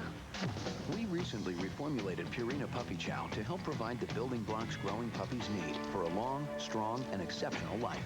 Purina Puppy Chow brand. Doesn't your body love fruit? Everybody loves fruit. Hanging fruit? Chilled fruit? Cool fruit? Everybody loves fruit. Bodies in motion, bodies at rest. The new cotton boxer collection from Fruit. More fashionable, more comfortable. New prints, new styles, the new Fruit. Everybody loves. It's cotton boxers from Fruit of the Loom. Go out and get it.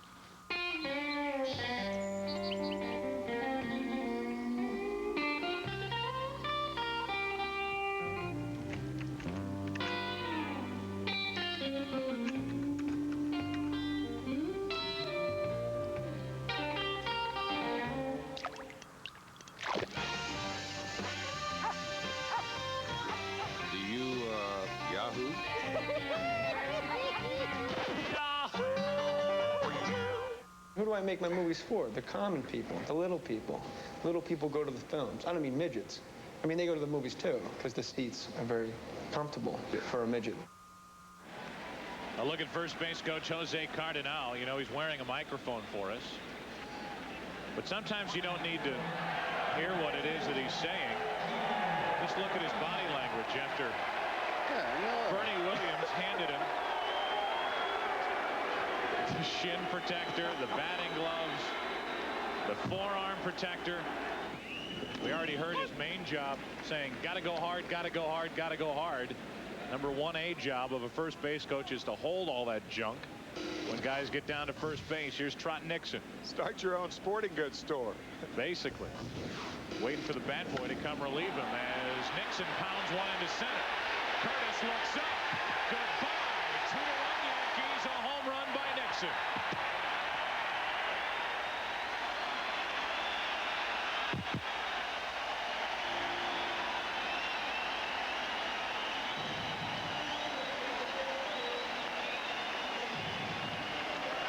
He hit 3 last Saturday. He's 1 for 1 in his Saturday cuts here against the Yankees.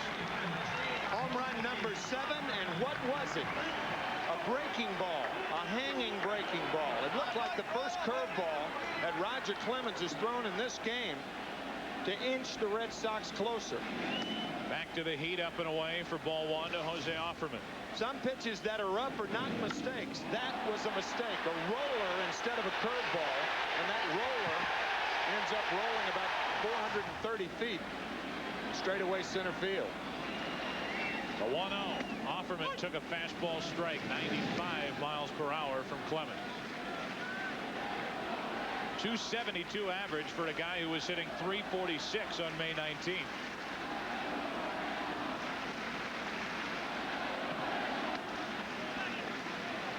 Checked his swing on that pitch low and away, 2-1.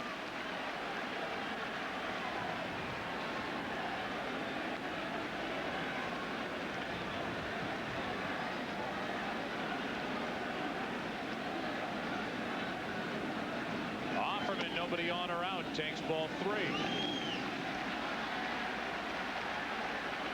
Clemens hasn't been zeroed in so far in this start.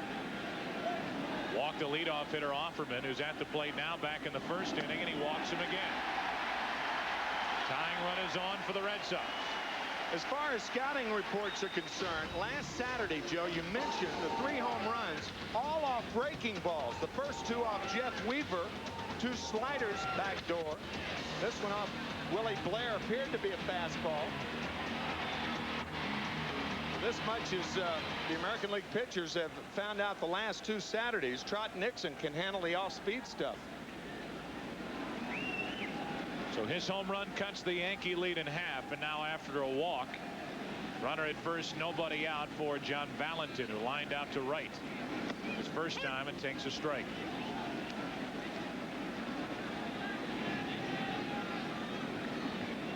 Just to go back to the scouting report for Clemens, it's obvious he's still got the very good fastball. But it's what he does with those pitches off the fastball, and they have been the ones that have been hit predominantly this season. Compile an ERA of over 4.5. That slider has been the demise of a lot of pitchers. Anthony Young lost 27 games in a row over a 2-year period for the New York Mets. And I can't tell you how damaging that slider was, game after game after game. Offerman got an unbelievable jump, and Posada will just watch him steal number 13. Tim, he started running. Clemens still had the ball. It was almost like Roger had wound up. Watch Offerman. All a catcher can do in these situations, throw to third and cut him off. So Offerman gets number 13, and the tying run a hit away for the Red Sox as Valentin is set up at 0-2.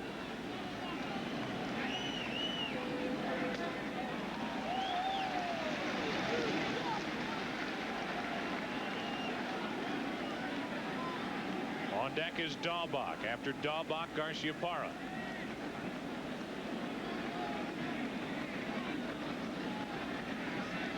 So Valentin has been a little better in this spot. Average over 300 with runners in scoring position. There's one. Offerman at second, nobody out. Head of Valentin, a wild pitch, and the tying run 90 feet away.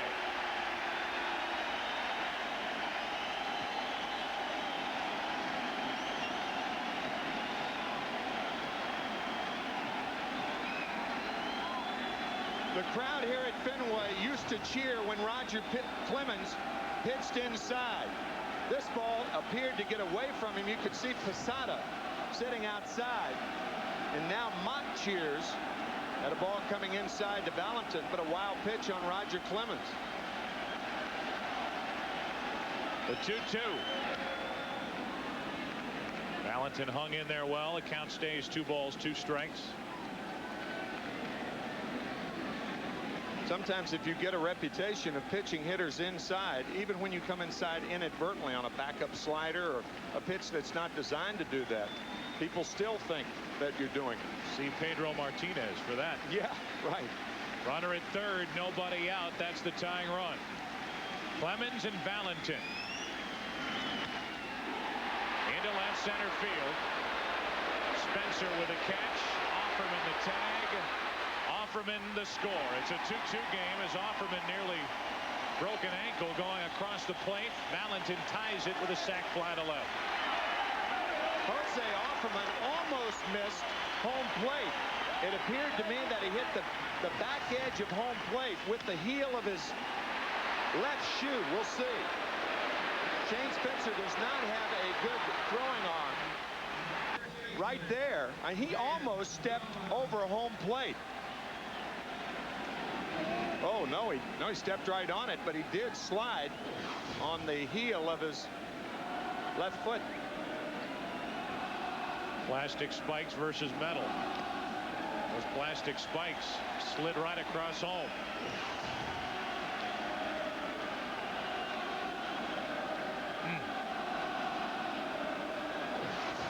Good thing Offerman's wearing high tops as this crowd starts chanting Roger. The Red Sox fans were the first to have that cheer, mock cheer again, of Darryl, Darryl. Today it's Roger, Roger.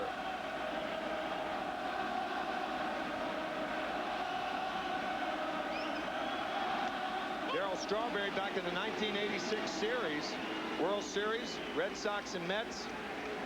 That at least was the first time I remember hearing it. And the first time I've ever heard him up here say Roger, Roger. The 2-1. Dahlbach fouls it back 2-2.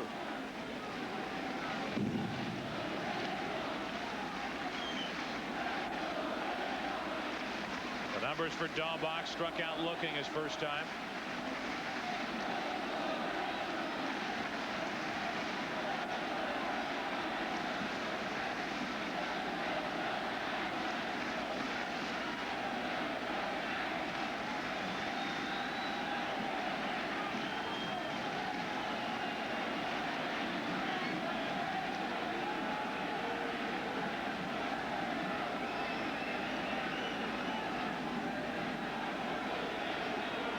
The 2-2. Knobloch picks it up, throws him out. 2 gone. Well, it was a more corporate crowd, to be sure, for the All-Star game here on July 13th. That crowd was worn out after the opening ceremonies, cheering for Ted Williams and some of the greatest players this century. Garciaparra digs in, and this crowd is into the game here today. Yankees and Red Sox fans, and Clemens back as a Yankee pitching at Fenway Park. Louder now here in the 3rd inning than at any point during the All-Star game itself that Tuesday night. Take a look at a comparison of the 2 shortstops. Look at that bottom line. No pair of shortstops have each hit .350 or better this century. It hasn't happened with 2 .350 or better. 2 from the same league, and there they are, 2 of the best young ones in the game.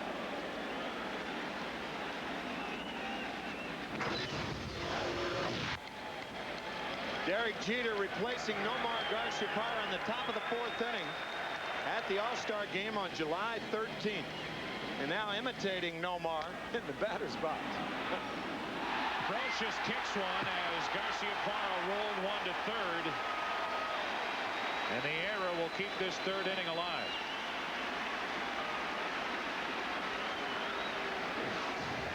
Prior to this error, Scott Brocious with the best fielding percentage of any 3rd baseman in the American League. That a short hop, but usually no problem for the sure-handed Brocious. Now look for Garciaparra to run off Clemens. 10th error of the season for Brocious, and now Troy O'Leary, who fouled out down the left field line his first time. Faces Clemens. A look at Garciaparra. As was plainly obvious when Offerman got his jump and stole second without a throw. You can run on Clemens. Therefore, Clemens keeps a close eye on Garciaparra, who's stolen 10.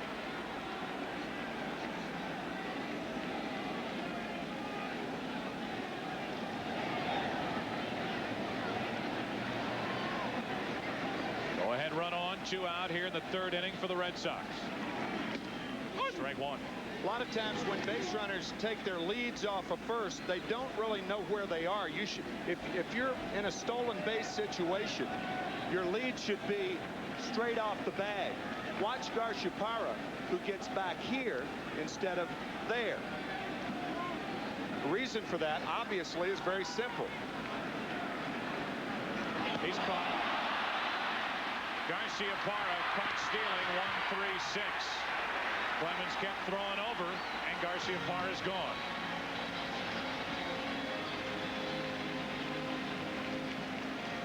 Slipping, trying to come back. Fine move by Roger Clemens. Garciaparra, dead duck at second.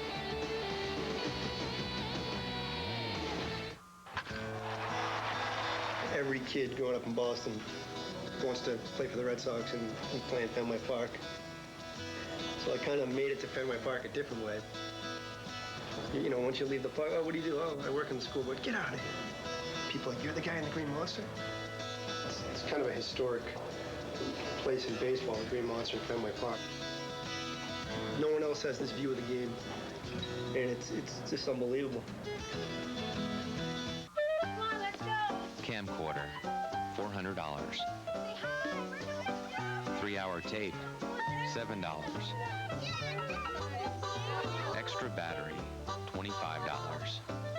Home movies with Hank Aaron and Willie Mays. Priceless. Use your MasterCard and you could win 4 tickets to a '99 World Series game and sit with baseball's legends. There are some things money can't buy. For everything else, there's MasterCard, sponsor of the Major League Baseball All-Century Team. That's weird. Honey, this lipstick doesn't look like your shade. Oh, $300 for a massage? I don't remember a massage. Honey, get in here. I'm watching the videotape for my bachelor party. Thick-headed? Sure. But nothing compared to the rich, thick, frosty mug taste of an A&W root beer. With A&W, it's good to be thick-headed. Boy, was that embarrassing. Here, let me rewind it. To be the best takes strength, speed, endurance. Now the best way to cure athlete's foot has it all. New Lamisil AT. Strength. Full prescription strength to stop the itching and burning. Speed. These take 4 weeks of treatment to kill the fungus. Only Lamisil AT cures athlete's foot with just 1 week's use. Endurance. A study showed most users were still athlete's foot free 3 whole months later. Get it all in new Lamisil AT. The best way to cure athlete's foot. Join Jennifer Love Hewitt, Freddie Prinze Jr., Britney Spears, Jennifer Lopez, Sarah Michelle Gellar, and many of your favorite stars at the Teen Choice Awards Thursday, August 12th on Fox. Hey, Osada. Don Drysdale used to refer to this as a right-hander's balk move. It's when a right-handed pitcher puts weight on his left foot to nail the runner at first base. It's a balk move, but it's so fine, so very fine, that few umpires call it. And Roger Clemens has Garciaparra. Remember, we said the lead should be here and not back here, and Nomar slipping. The reason obviously it's the shortest distance between 2 points is a straight line. That's why you don't want to be outside the line when you're trying to steal second base. And even great base runners like Garciaparra, sometimes they lose that focus of where they are in the line. 0-1 the count on Posada as Brian Rose, who gave up 2 in the first inning, back even, a 2-2 game in the fourth. To elaborate further on that, that's the type of lead that a base runner would take off of second base. And the reason for that, he takes that lead off of second because he wants to round third and try to score on a hit to the outfield. But going from first to second, you take that straight line. Posada rips a base hit into right field, and the Yankees have their leadoff man on. They have done that in every inning. Well, the IRL is coming to Fox. Scott Goodyear and Eddie Cheever race into Dover Downs International Speedway for the MBNA Mid-Atlantic 200. Coverage begins tomorrow at 3 p.m. Eastern and noon Pacific. That's only on Fox. Talked about Drysdale. Didn't the Dodgers basically teach that move to every right-hander that came up through their organization? That's right. Bill Singer had it in the late 60s, 70s.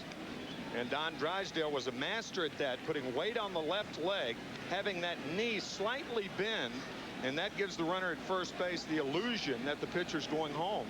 And he pops that ball to first base like Clemens did to get Garciaparra. Brocious behind on the count 0-1.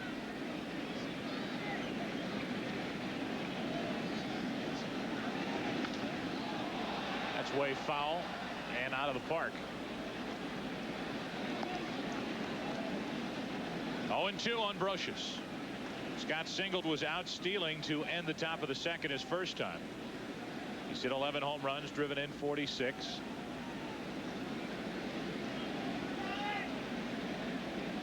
Brian Rose again faced with a chore of trying to pitch around a leadoff hit. Drives him off the plate, 1-2.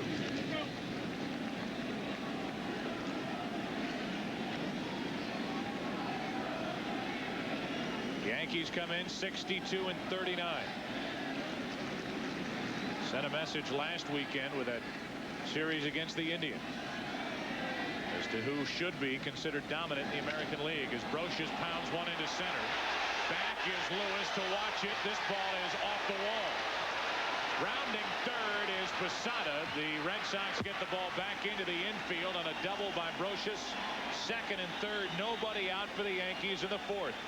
A very shrewd play by Darren Lewis, the center fielder. He got Jorge Posada by decoying Posada. Watch him turn around at the last instant. This ball just missing, going to the right of that yellow line. But a very, very good play by Darren Lewis, turning around at the last instant and fielding the ball off the wall to hold Posada to third base.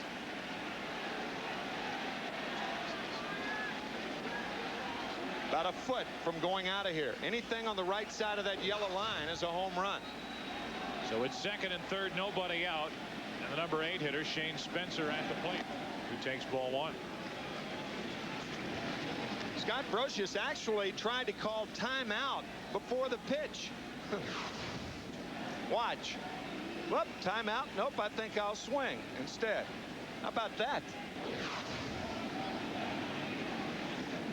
The 1-0 pitch. Spencer bloops one into shallow center. That ball's going to drop for a hit.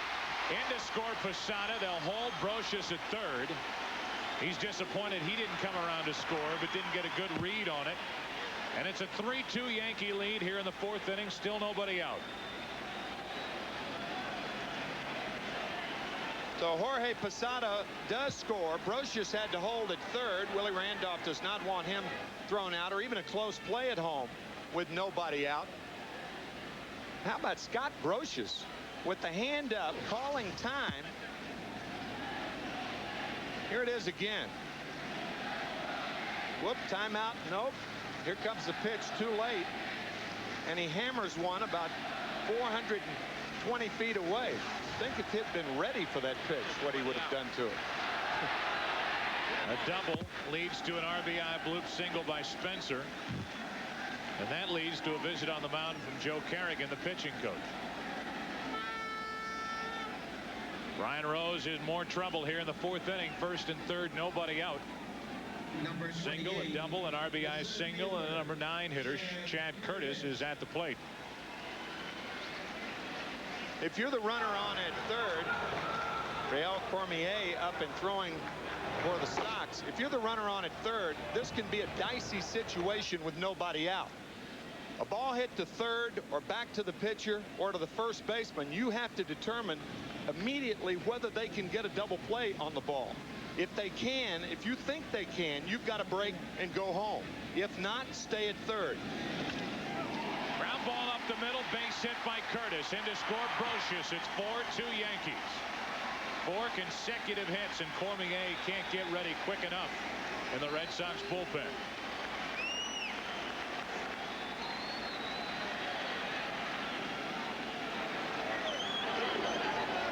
The New York Yankees have a relentless offense.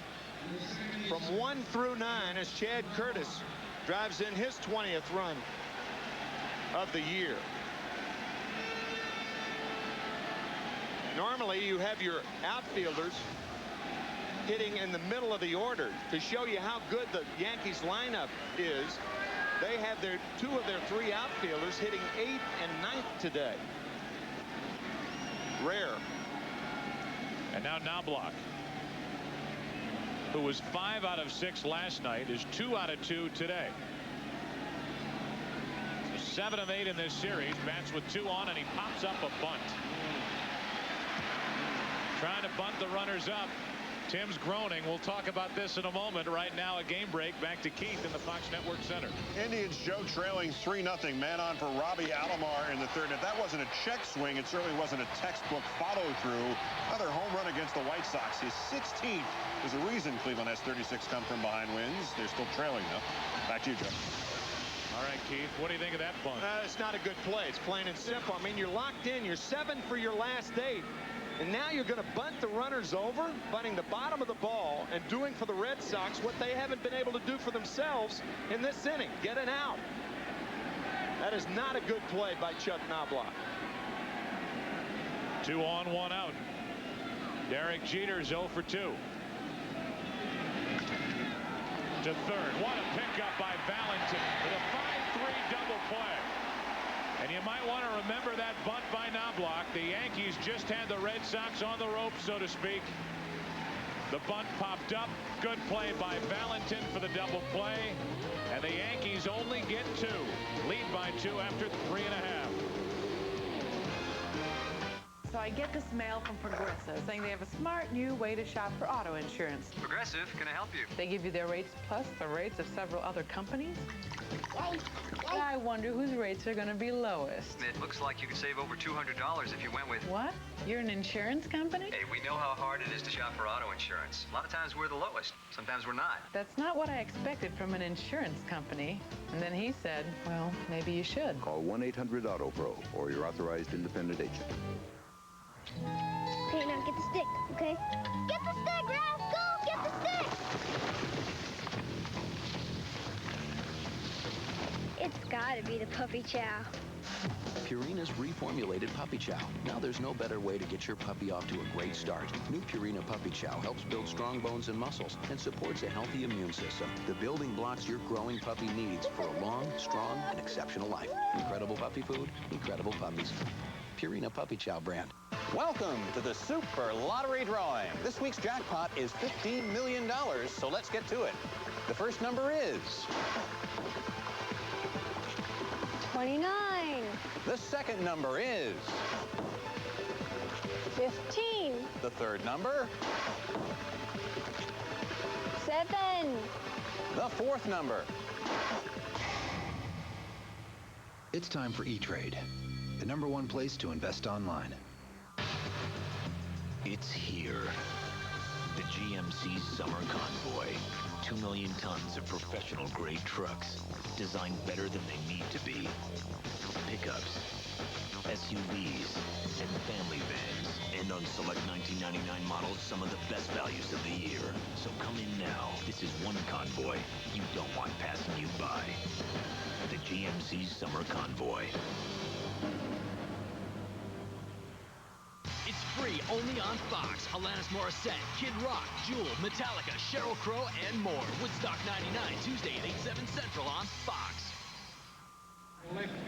The Rocket goes back to work. Roger Clemens, the Yankees have given him another 2-run lead. You start to look back, and you can understand the decision made along some lines by the Red Sox and Dan Duquette. The last 4 seasons for Clemens here in Boston was basically a .500 pitcher with an ERA of 3.77. The Red Sox made a decision. That decision, as it turned out, as we roll the tape forward, back-to-back Cy Young awards in a Toronto Blue Jay uniform was the wrong decision. You wonder how much Roger Clemens has left as you're looking at a pitcher who on Wednesday will turn 37 years old. Eventually it's going to slow down, and Clemens is not going to be the same guy you remember pitching for the Red Sox, coming up with an incredible year in 1984 when he had that big year in 86 with a 24-4 record. Up in 84, out of here in 96. 50 wins since leaving the Red Sox. The only guy with more wins, Pedro Martinez.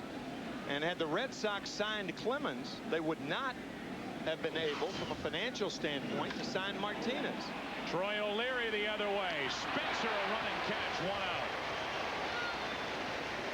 Line drive and a nice running catch by Shane Spencer. This ball did not have a lot of hang time.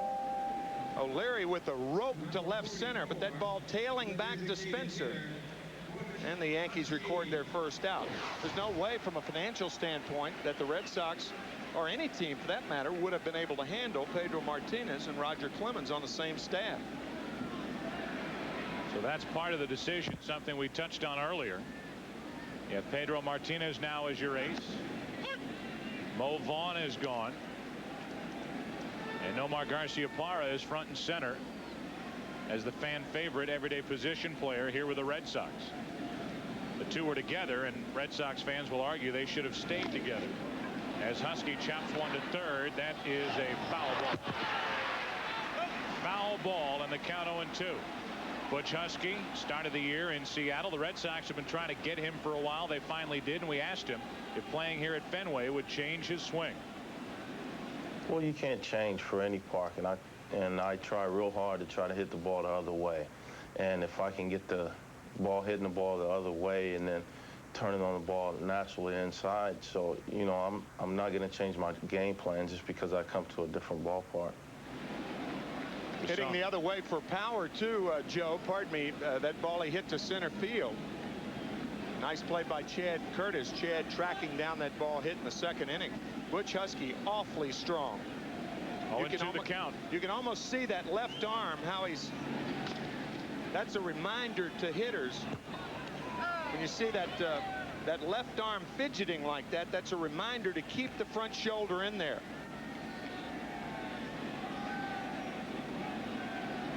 As opposed to Joe Morgan, who used to do the back elbow. Yeah. But this one, Husky tucks that left elbow in close to him. The 0-2 is in the dirt from Clemens.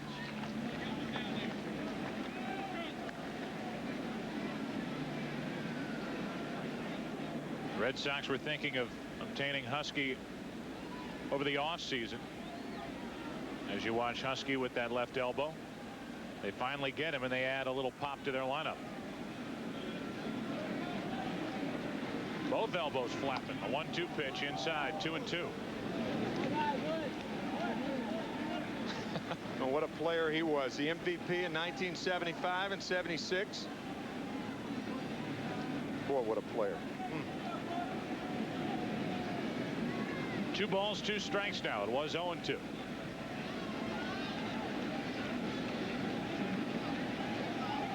Clemens waiting on the mound, and Husky couldn't wait any longer.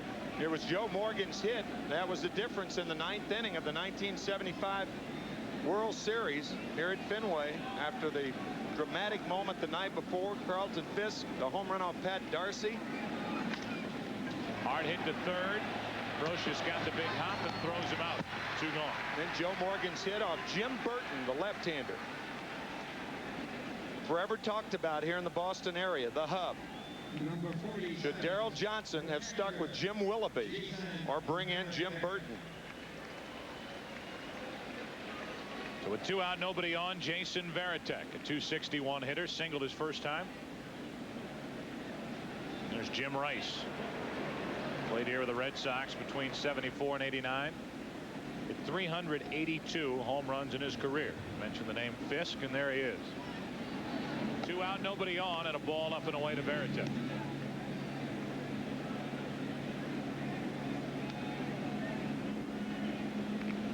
Varitek dealing with Clemens. Jason Varitek is slowly becoming a very highly thought of catcher in this league. Up on the count, 2-0.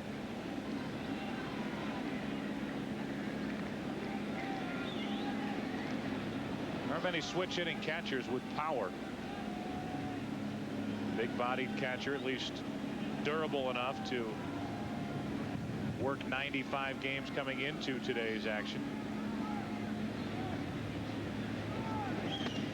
Good fastball from Clemens, 2-1.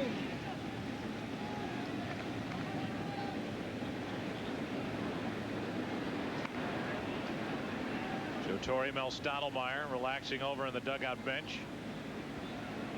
Joe Torre, in a way, has put up a fight to keep Andy Pettitte around. He's not been secretive about the fact that he wants to keep Andy in that Yankee uniform. And I don't blame him. He is a playoff and World Series tested left-hander. How many guys are available that fall into that category? That's the sole reason that the Yankees got Jim Leyritz from the San Diego Padres postseason. You look at the numbers for Pettitte this season, not that great. An ERA of over 5.5. Opponents hitting .300 against him, 7 and 8 with his record. But Andy Pettitte, between 96 and 98, had 55 wins, which were the most in the American League. He is having an off year, no doubt, but in my mind, this isn't the time to give up on a 27-year-old left-hander. The 2-2 pitch. Varitek down the left field line. Another hit for Jason Varitek. He will dig for second. Strong throw, but safe on a good slide. A double for Varitek.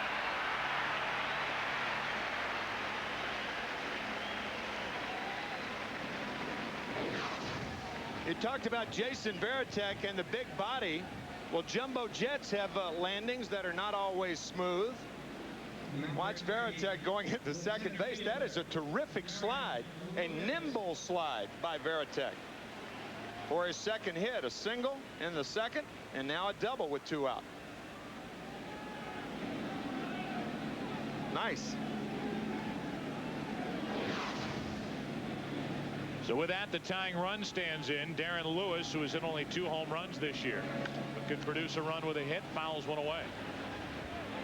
That is not a word that often describes catchers. Nimble. No. Maybe Pudge Rodriguez. You have come a long way. After the fact. Yes. 0-1 the count. Runner at second, Varitek, 2 down. A good fastball, a little up. Maybe not the fastball. 1 ball, 1 strike. It was the fastball on our gun. Was only 86 miles per hour. Sounded good. 1-1. Varitek at second. Up again, 2 balls and a strike. Sometimes the velocity of a pitch is determined by where the pitcher holds the ball in his fingers. The farther back it is in his fingers, the slower the pitch. And sometimes in your intensity, you try to throw the ball too hard, and you end up with an 86-mile-an-hour fastball instead of perhaps a 92 or 93-mile-an-hour fastball. The more toward the end of the fingers a pitch is thrown, the faster the pitch is, generally speaking.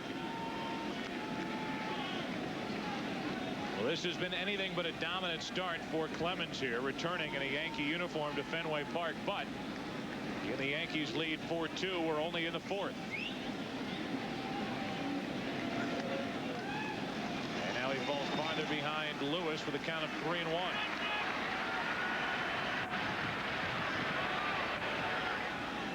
Saturday home run trot Nixon waits on deck.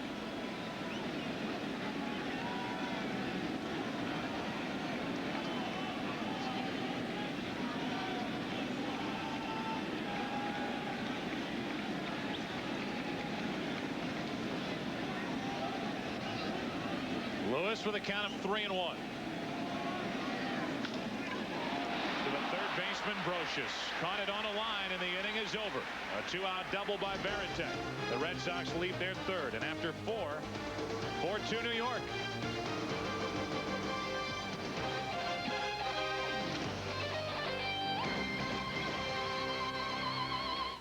Change is taking place all over America. Big change. Because now you can call anyone across America for just 8 cents a minute on calls over 10 minutes. All day, every day. Just dial 1010-321, and you can talk as long as you want to the people you care about the most. You don't have to sign up. Just dial 1010-321, then 1 and the number. It's that simple. 8 cents a minute on calls over 10 minutes, day or night with 1010-321. At age 21, he could throw a baseball 100 miles an hour. He could hit for power. He could run the bases. Major League scouts called him a future Hall of Famer. They just never expected it would be for football. Expect more from an original. Original Coors. Brewed a mile high. Original Coors. Well, what'd you expect me to drink?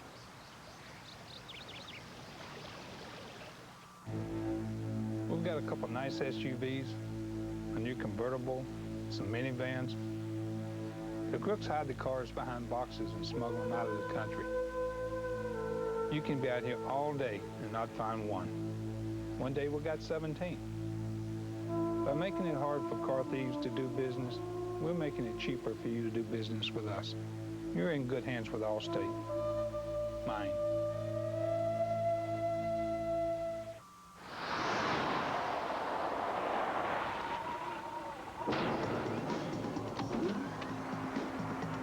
Select road. Validating tires. What kind of road can you drive on with BF Goodrich tires? Approved. Enjoy. Any road you choose. BF Goodrich tires. Take control. Fox Sports News supports the right of everyone everywhere to know everything they need to know about their team so they can intimidate other people with their astute grasp of sports-related minutia. Thank you very much. Charles River, State House in the background as the Yankees lead 4-2. We move to the 5th inning. Here at historic Fenway Park. Put together in 1912. These Red Sox, the organization hopes they will be in a new ballpark in 2003. O'Neill leads it off and takes a ball.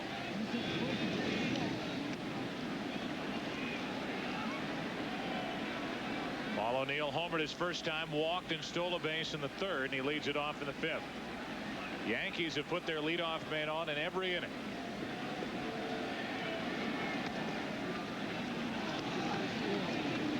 Two balls, no strikes. Roger Clemens can pitch up in the strike zone. Brian Rose can't. It's a danger sign. 2 high fastballs missed to Paul O'Neill.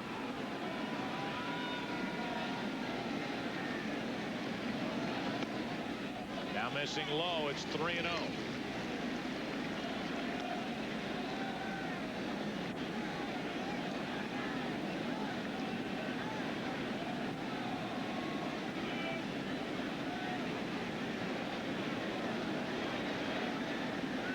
O'Neill leading off, swinging on 3-0, and he lines a single into center. So the Yankees put their leadoff man on yet again. Let's go back to the Fox Television Center and again check in for a game break with Keith Olbermann. Joe, why did the Indians not want to send Richie Sexson to Tampa Bay as part of a deal for Roberto Hernandez? This might give you an answer. 3-run homer is 21st, 4 in 4 games, and the Indians have gone from down 3-0 to up 5-3, and they have 2 on, 2 out in the 4th. Joe? All right, Keith. I know that the White Sox, I know for a fact, had a chance to trade Navarro earlier this season. Elected to hang on to him. Didn't get the right deal. Maybe thought if he continued to pitch the way he was early in the year, this time of year as the trading deadline approached, they could get even more for him. They might be stuck with him. Williams into left field.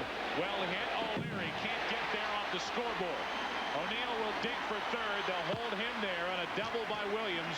Second and third, nobody out.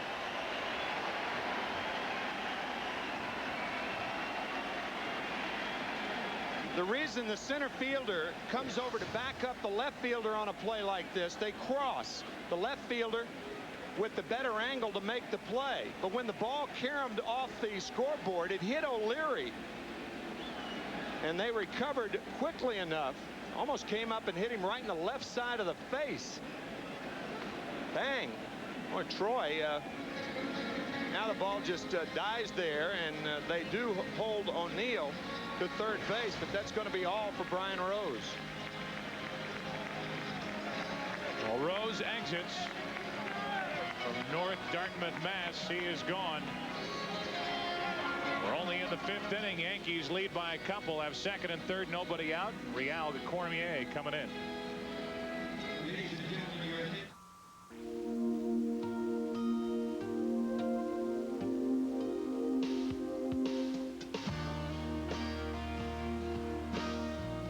The inspiration for the new LeSabre didn't just come from the research center or design facility.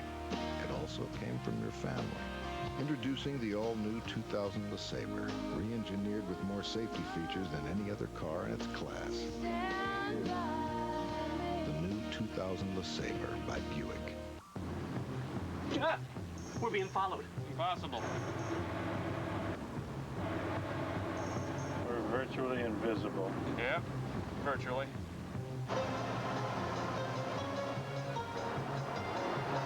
That's pretty thick-headed.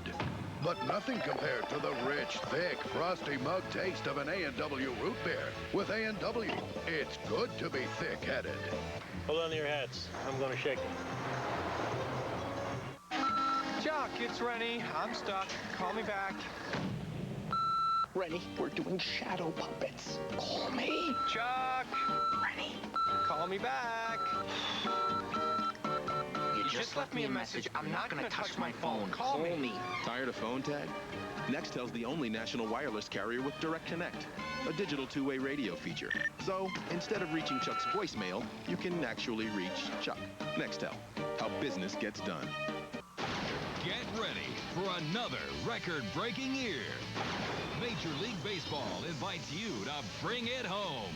Now available on home video, it's Major League Baseball Generations of Heroes.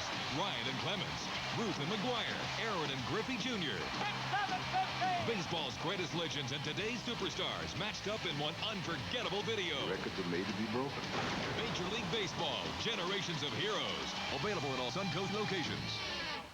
Congratulations to Mad TV, nominated for 2 Emmy Awards. Left down the lobster. Mad TV, late night tonight on Fox. When the ball caromed off the left field fence and hit Troy O'Leary, there is a hollow sound. Listen. Why is it hollow? We'll explain after this at bat as Curt Schilling takes us behind that scoreboard during the All-Star break. What's Curt doing here? Pitching. Second and third, nobody out. Real Cormier deals to the left-hander Tino Martinez, fires a strike. Curt Schilling was here at the All-Star game. As you look at the numbers for Cormier with his video camera, he'll take us behind that scoreboard in a moment. ERA of 4.24. He had Tommy John surgery back in 1997. Talked to him and he said it took him over a year to feel right on the mound again.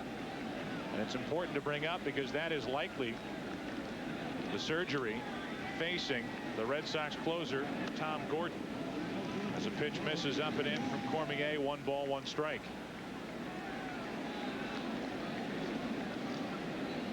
Tom Gordon, the last pitch on June 11. Just not felt right. May have injured himself last November when he was pitching over in Japan with a select group of all-stars from Major League Baseball, as Martinez takes it up and in from Cormier. The count 2-1. Dan Duquette still on the phone, and one of the reasons why is because of the man we're talking about, Tom Gordon. It's tough to lose your closer, especially a guy as dominant as Gordon, who saved 54 consecutive games when he had the opportunity. He is likely lost for the season. Second and third, nobody out, and an RBI ground out for Tino Martinez.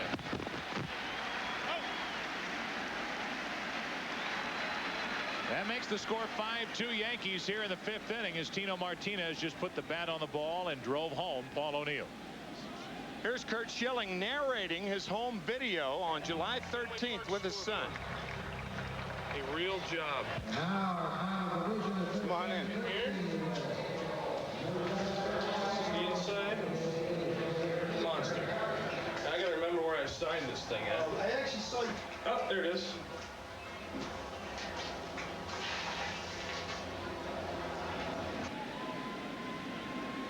Curt Schilling signing that wall when he was here during interleague play while with the Phillies.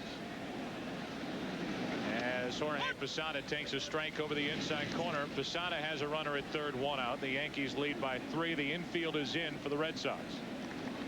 Tino Martinez accomplishing 2 things, not only scoring the run and driving in a run, but moving Bernie Williams to third base.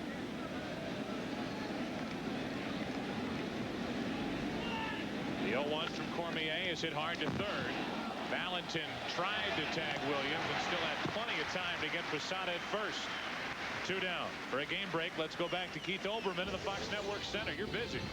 Joe, I'm busy because the Indians are terrifying. Robbie Alomar already had a 2-run homer. Now he has a 3-run homer. 17 on the year, 17 against the White Sox lifetime. Jamie Navarro has been adios by the Indians' Earl Weaver offense. 2 3-run homers in the inning. All right, Keith, thank you. Runner at third, 2 out here. Good play by Valentin. Watch Valentin linger at third base. Finds it no hurry with a good throwing arm to get Posada. Almost had a rare double play. Tag out, force out. Now runner at third, 2 down, and Brocious took it low. One thing that points out is that Valentin is a smart third baseman. He knew exactly who was running before that ball was hit and knew that he had plenty of time to make that attempt at getting Williams. Brocious trying to drive home a run with 2 out. 5-2 Yankees. That caught the corner. 1 ball, 1 strike.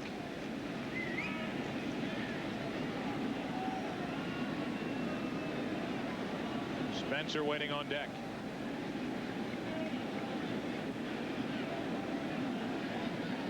It would be a minor victory for the Red Sox if the Yankees get only 1 here in this 5th inning.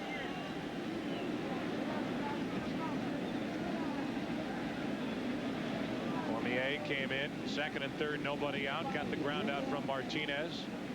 Ground out from Posada did not bring home the run. And now with 2 outs, the 1-1 pitch to Brocious. Strike 2. That's an inning after the Yankees with 2 runs in the 4th. Had runners on at first and second and nobody out, scored no more. And then second and third, as you said, with nobody out here, played at only 1.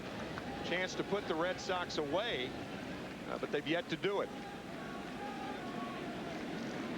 Now the count 1-2. Brocious has singled and doubled here this afternoon.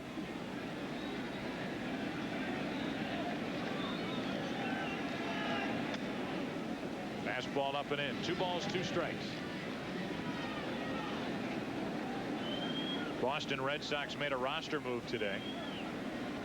Keep checking on Dan Duquette as we go along here this afternoon. I have a feeling we will see him in that pose all afternoon. 9 minutes after 3. He's been on that phone since 9 minutes after 1. Brocious pops it up. Tell you the roster move when we come back as Darren Lewis puts it away. Heck, I'll tell you now, Jin Ho Cho has been optioned out to AAA Pawtucket. And a right-hander, Jared Fernandez, a knuckleballer, is out in that Red Sox bullpen if they need him. Another call for Dan Duquette. Another half inning gone. 5-2 New York. Hey, Jeff. Now listen, I got it right here, buddy. It's icy cold and tasting great. Now come on, Jeff. You tell me. Is there anybody in this world who deserves this here Pepsi more than you?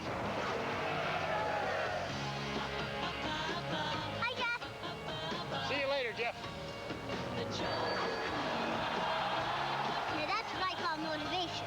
I don't know where she came from. Don't worry, Jeff. There's always Daytona. So what you're saying is you can't change your oil every 3,000 miles because you're too busy. So you push it. Just like your cheap brother-in-law at one of those all-you-can-eats. Hey, it's your car. You want to learn the hard way? Be my guest. This is reformulated Quaker State. Protection beyond 3,000 miles under any driving conditions. You ought to change your oil on time, but if you can't, can you say insurance? Quaker State. It's been tested. It works. What more do you need to know?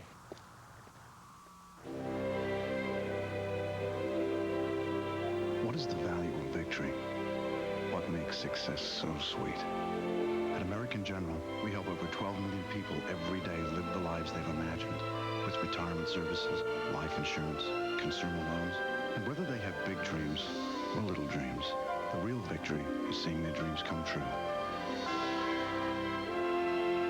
American General Financial Group. Live the life you've imagined. For anyone who's been terrorized by the school bully, Oh, my God! You killed Kenny! it's time to get real. Premiering Wednesday, September 8th.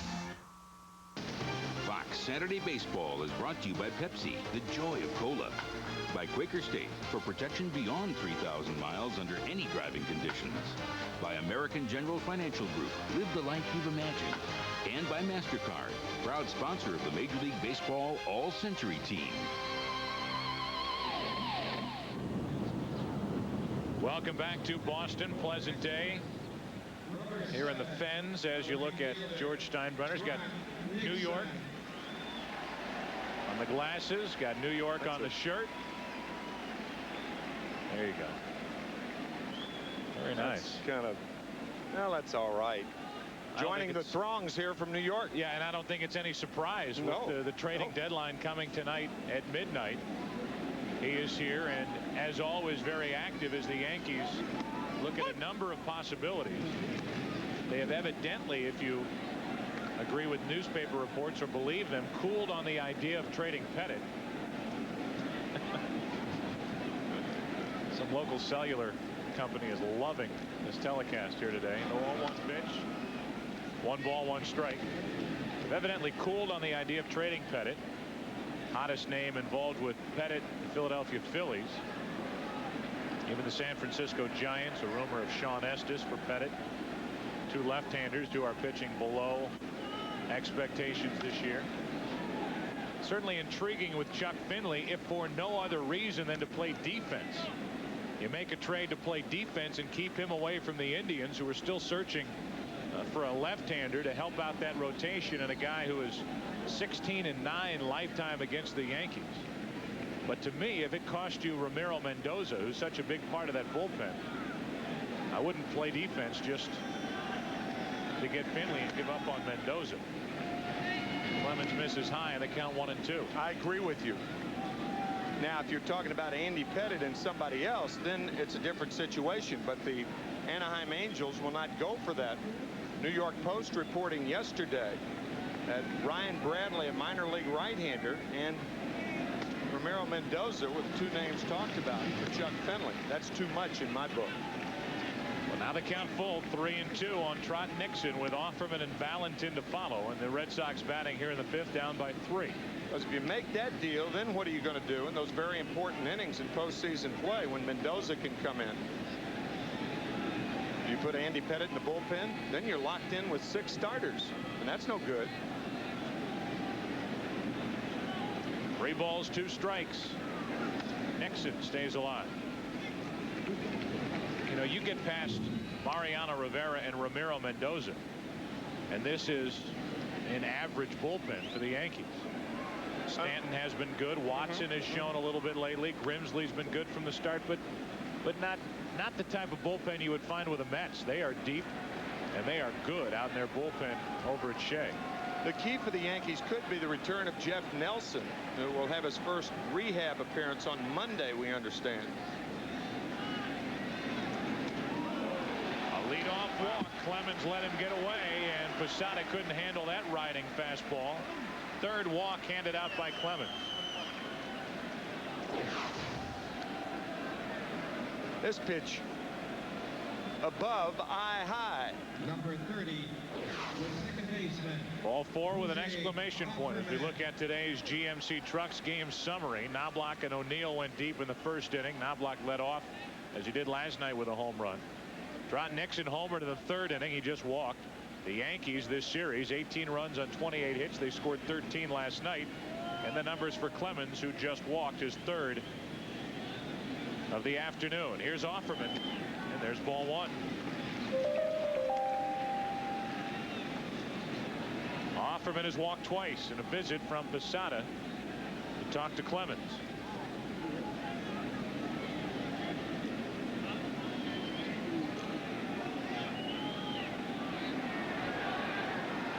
Joe Torre and Mel Stottlemyre have answered questions about Clemens since the start.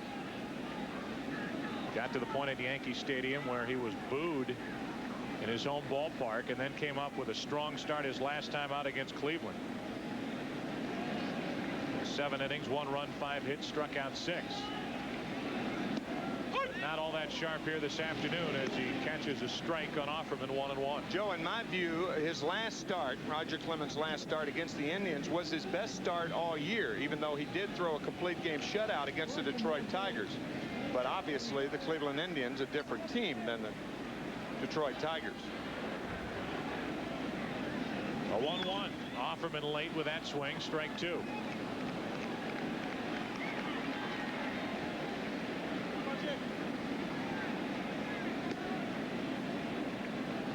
Offerman over the offseason signing a 4-year $26 million contract.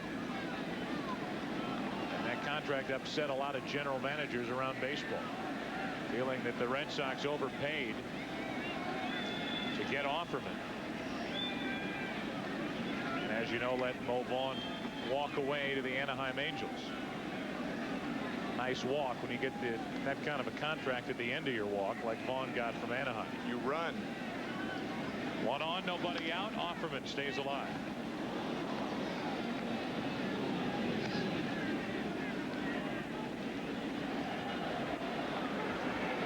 The charts that pitching coach, a manager, an infield, outfield, defense coach will check during the course of a game. Tendencies with Offerman. Batting with the right side of the infield open as they hold against Nixon, the 1-2 pitch. Bounces in there, and Nixon down to second. That takes the double play away. Another wild pitch. The second of the day. It'll go in the books, and of course ball 4 to Nixon was a wild pitch that got away to start this inning. This is a splitter, a very difficult play for Posada. Now Posada has improved over the last month. He does have 11 pass balls. The only team with more pass balls than the Yankees, Boston Red Sox.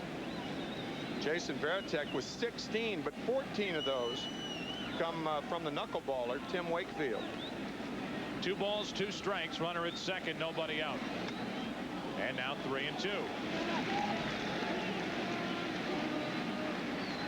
Look at the career of Roger Clemens, 5-time Cy Young Award winner, first in that category and only. 1986 American League MVP, over 3,200 strikeouts as Offerman hangs in there. 6 ERA titles, which is second all time. And 2 different times he has struck out as many as 20 in a game. And to back up the Cy Young list, Maddox and Carlton each with 4. Clemens with 5, and it's an old line, but I'll use it anyway. It's never stopped me. You wonder how many Roger Clemens awards Cy Young might have won.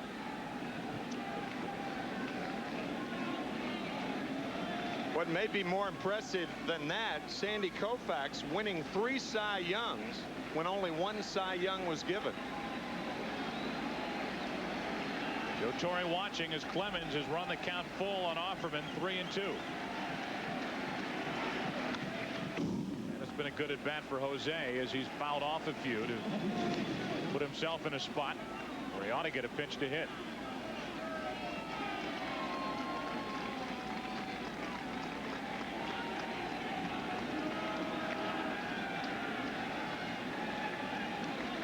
Clemens trying to pitch around a leadoff walk. Offerman up the middle of base hit. Nixon will come around to score. And it's a 2-run game. 5-3 here in the 5th.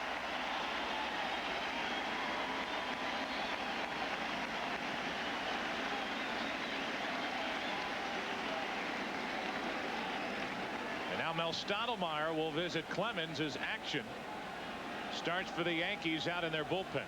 Looks like Jason Grimsley is up and throwing in the Yankee bullpen.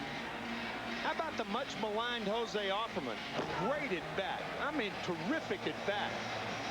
He scored a run today. He's been on base 3 times. He has driven in a run. And remember, back in the 3rd inning, he saved a run on that play he made against Bernie Williams with 2 outs and Paul O'Neill on at second base. So he has a run, an RBI, and a save in 1 game. And maybe a fire has been lit as he's been put on the bench since Sunday. Take a look at the MasterCard All-Century team. Here are the current voting totals. Right now, Nolan Ryan leads the way. The heels of his induction into Cooperstown. Sandy Koufax, number 2. Cy Young. Bob Gibson. Roger Clemens, number 5 on the list. And Walter Johnson, number 6. Funny about that wild pitch to Posada and how the little things in baseball never show up the next day. But had Clemens not thrown that wild pitch, allowing Nixon to go to second, Knobloch could have been closer to second base and may have had a play on the ball hit by Offerman to at least get 1. Valentin now grounds a double play ball to short. The flip for the out over to first. Got it easily. 6-4-3. And the bases are empty here in the 5th inning. Mel Stottlemyre barely had time to sit down in the dugout when Roger Clemens gets 2 for the price of 1. 1 pitch, 2 outs. Nicely turned by Jeter and Knobloch. And it's nice to see Knobloch cut it loose out at second base. Had difficulty throwing the ball over to first base. He came across a little sidearm and burned it over to Tino Martinez. Now Dahlbach fouls one away, strike 1. Dahlbach hitting .310. Struck out, grounded out.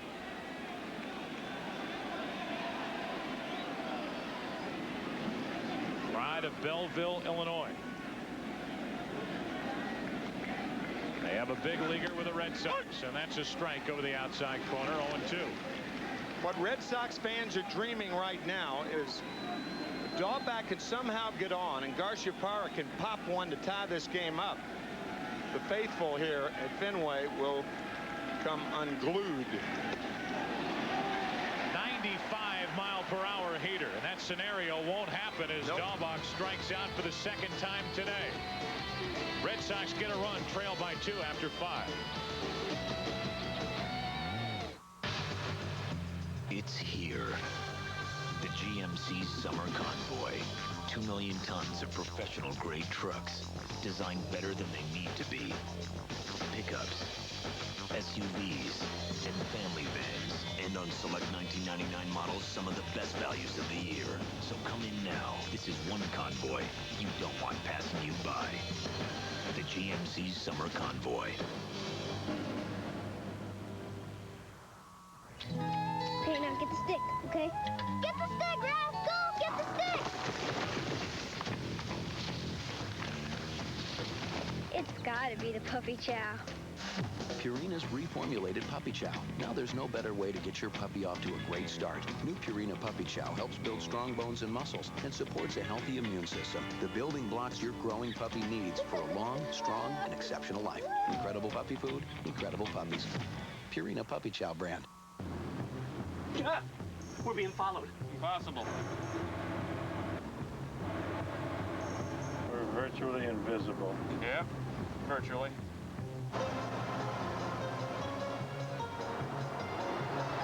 That's pretty thick-headed. But nothing compared to the rich, thick, frosty mug taste of an A&W root beer. With A&W, it's good to be thick-headed. Hold on to your hats. I'm going to shake them.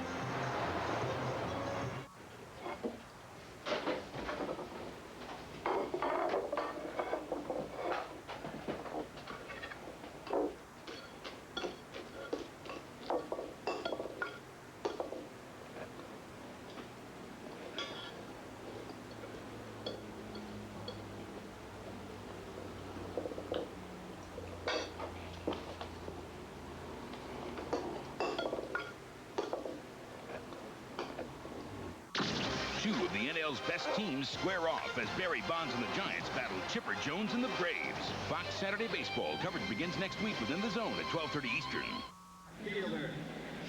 Well, somebody go tell Dan Duquette what the score is of this game. He has been on the phone nonstop for over 2 hours trying to work a deal. He has told Mike Weissman, our producer, that if a trade should happen before we go off the air, he will announce that trade right here on our air. He vowed to do that. Leading it off is Shane Spencer. He takes a ball outside. Pitching, pitching, pitching. Who's got pitching? Dan Duquette looking for it either in the rotation or in the bullpen. Jeff Fassero is another name that could pop up here with the Red Sox. And there's a history with Duquette and Joe Kerrigan, both with Montreal when Jeff Fassero had his big years with the Expos. He was really pitching poorly at the beginning of the year, but he's picked it up a little lately. And may or may not end up here with the Red Sox. A lot will happen before midnight tonight, you would think. At least there's been a lot of buildup. You can watch the transaction lists the rest of the day, and I'm sure as we get into tonight, it will be busy. Spencer taps one foul. And the count 1-2. Because the Red Sox play at Fenway Park, the two things that have been lacking throughout their history: left-handed starters and speed. When you think of speed, very few runners come to mind. Tommy Harper, Louis Aparicio, and left-handed pitching. The most recent guy who did a terrific job here was Bill Lee. Spencer hits it foul outside third. They don't pay that guy enough down there to stand in front of that thing. No. That's the Bob Uecker way to catch the knuckleball. Wait till it stops rolling and pick it up. They try to get in front of that. Don't want to do that. Side saddle. Thankfully.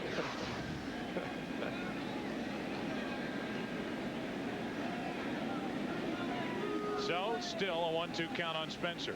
This game dragging along here in the middle inning. 6th inning, 5-3 Yankees out in front. And a ball from Cormier, 2-2. On deck, the number 9 hitter Curtis, who's made a good running catch in the outfield and driven in a run with a single.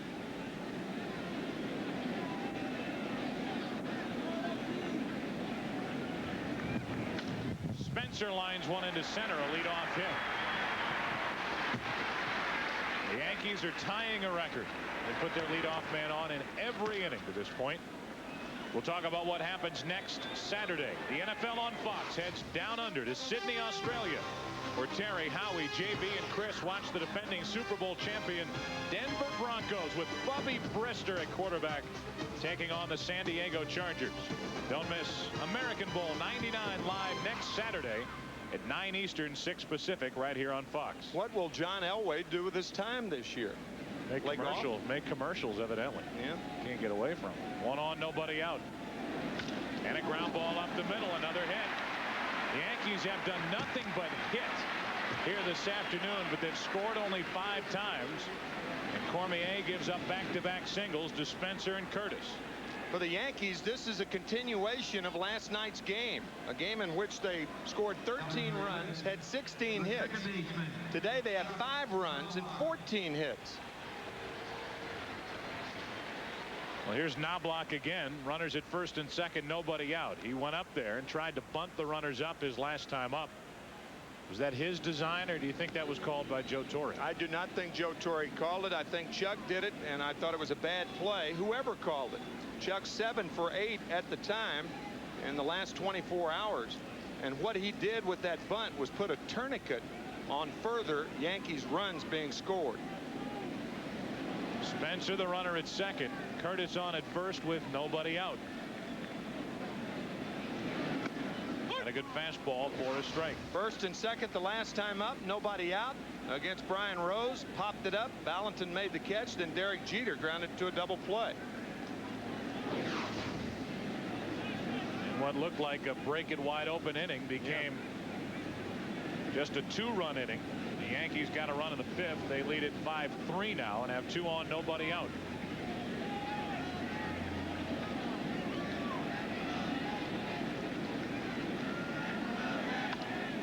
Into left field. Back is O'Leary.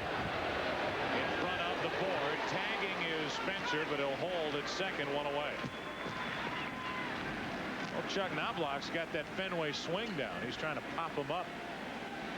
He's gotten 2 over the wall in this series. 1 off that wall, and this one fell short. You can see from that swing right there, that's when guys like Rico Petrocelli, what a great guy and a great player for the Red Sox for a long time, permanently had his right shoulder 6 inches lower than his left shoulder. He walks around like this now. Rico. It worked good in the booth. 2 on, 1 out. You get the idea. The right shoulder about 6 inches below the left shoulder. Stay right there. They're going to show us in a moment. That Fenway Park swing. Jeter pops one into center field. Aaron Lewis hardly had to move. 2 out. Let's see the shoulder. Here it is right here. Rico walking around Boston now like this. I know Rico very well, and I know Rico's laughing about that because he had the perfect Fenway swing. That was it right there. Here, wait. There it is. Right here. Everything going up. Rico, a manager for a while in the Red Sox organization. What a terrific guy and a terrific player for the Sox for so many years. You know, when you do that, I think of a more recent player to play with the Red Sox, Mo Vaughn. He did it the other way, but he had a left field swing. Even though he was a left-handed batter, he got under the ball and popped it up the opposite way, and that was a big reason for his success here at Fenway. Uh-oh. Phone must be recharging right now. 2 on, 2 out. Cormier dealing with O'Neill. We showed Dan Duquette. We have quite a bit here this afternoon. Very involved with the dealings with regard to Mo Vaughn. There's that swing into left. That was it. Didn't get up over the wall, but there's one of those moon shots with that uppercut swing. 95 American League MVP, RBI leader that year. 230 home runs for the Red Sox, which is 5th all-time in franchise history. Played here from 91 to 98. Now he's an Anaheim Angel. 2 on, 2 out, and a 2-0 count on O'Neill.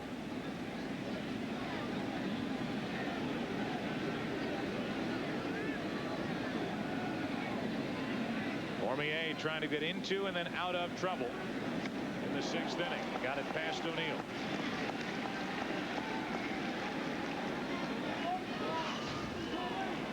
Good tight fastball in on the hands of Paul O'Neill. Cause for concern in this game with the Yankees. They have had 2 on and nobody out the last 3 innings and scored 1 run. This is one of those games where all we've done is watch Yankees run around the bases, and you look at the scoreboard and see it's a 2-run game. It's surprising. As O'Neill grounds to short, Garciaparra feeds Offerman, who just did beat Curtis to the bag, and the inning is over. So the Yankees put 2 on again. Nobody out. Cormier got around it. Bottom of the 6th inning. Red Sox bat down by 2. Honey?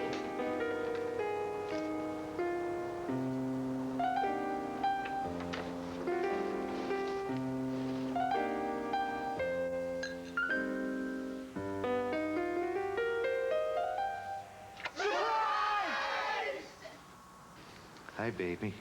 Oh, hi, Daddy. There's ordinary beer.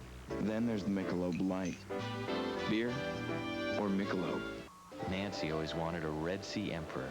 Make sure you get him into a tank within an hour. No problem. Well, a lot can happen in an hour.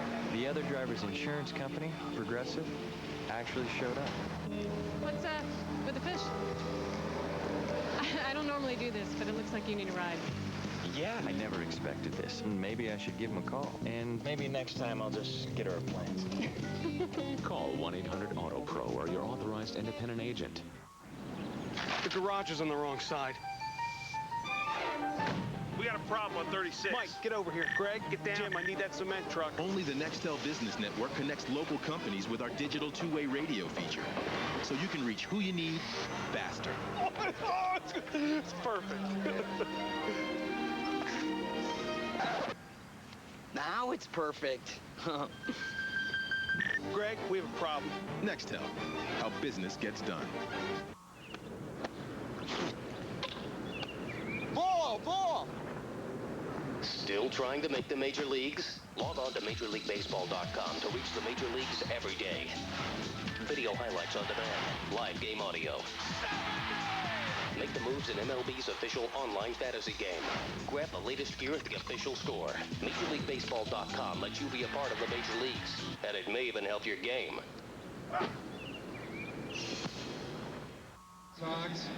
Roger Clemens got through 5. He now works in the 6th inning. 5-3, the Yankees out in front. We were talking about football last half inning. All of us at Fox want to send get well wishes. One of the best directors ever, Sandy Grossman, is watching in Florida. Little surgery. And is grading our telecast from the Sunshine State. Nomar Garciaparra rips it into left. Good start for the Red Sox. A leadoff single to start the 6th inning. And just like that, despite all those Yankee base runners, the tying run will come to the plate. Red Sox giving the Yankees some of their own medicine. They have the leadoff batter on base here in the 6th inning.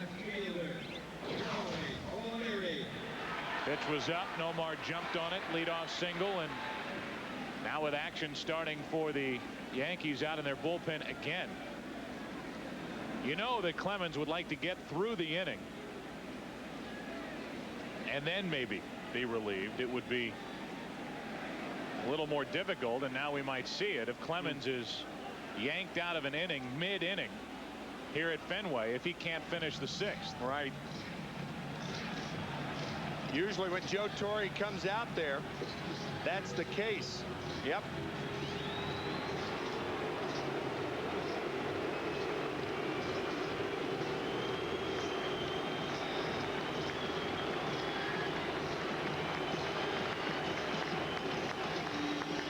About 50-50. A lot of Yankee fans here at Fenway. The reaction just not as strong from the start of the day as we might have expected. So Clemens relieved here in the 6th inning. Yankees up by 2. Get the stick, rascal! It's gotta be the puppy chow. We recently reformulated Purina Puppy Chow to help provide the building blocks growing puppies need for a long, strong, and exceptional life. Purina Puppy Chow brand. Select road. Validating tires. With BF Goodrich tires, it's any road you choose. BF Goodrich tires. Take control. So I get this mail from Progressive saying they have a smart new way to shop for auto insurance. Progressive, can I help you? They give you their rates plus the rates of several other companies. I wonder whose rates are going to be lowest. It looks like you could save over $200 if you went with... What? You're an insurance company? Hey, we know how hard it is to shop for auto insurance. A lot of times we're the lowest. Sometimes we're not. That's not what I expected from an insurance company. And then he said, well, maybe you should. Call 1-800-AUTO-PRO or your authorized independent agent. Hey, Jeff. Now listen, I got it right here, buddy. It's icy cold and tasting great. Now come on, Jeff, you tell me, is there anybody in this world who deserves this here Pepsi more than you? I got it. See you later, Jeff. Now that's what I call motivation. I don't know where she came from. Don't worry, Jeff. There's always Daytona. Mr. Duffy, I've been here for over a year now, and I'd like to talk about a raise. As you know, I've been coming in every weekend without complaint, and I have an MBA. I like jujubes. The Reds and the Oranges the best. They are like the king and queen of jujube land. The green and the yellow, they're peasants. One day, we're gonna have a jujube revolution. So, what do you think? Jujube. It's time for E-Trade, the #1 place to invest online. More or less a blah day for Roger Clemens coming back. You know, the emotions were there, but the numbers really aren't that great. 5+ innings, 3 runs on 5 hits.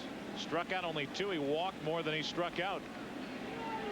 He can only get the win if he gets a decision. He leaves with a man at first and gives way to the right-hander, Jason Grimsley, who's been a revelation for the Yankees out of their bullpen.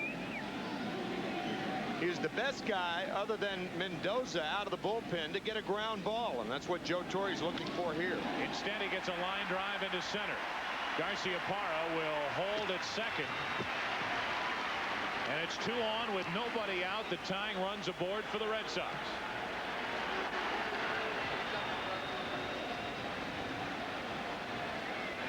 Jason Grimsley, his 40th appearance of the year. He throws a very, very good sinker. Wildness early in his career with the Philadelphia Phillies. And the 31-year-old right-hander has corralled things for the most part this year. But again, looking for the ground ball. If you're looking for a bunt here, you can forget it. Forget about it. Butch Husky, 2 on, nobody out. Tying runs aboard. Husky 0 for 2. Good fastball in for a strike. Garciaparra led off with a single. End of the day for Clemens. Now a hit by the left-handed hitting O'Leary.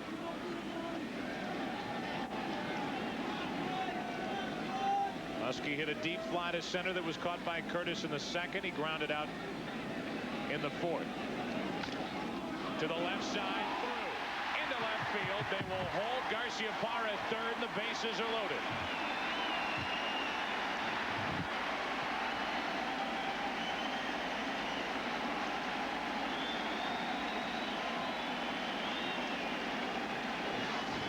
This is a ball that Scott Brocious normally will come up with. It goes under his glove, a little bit out of his reach.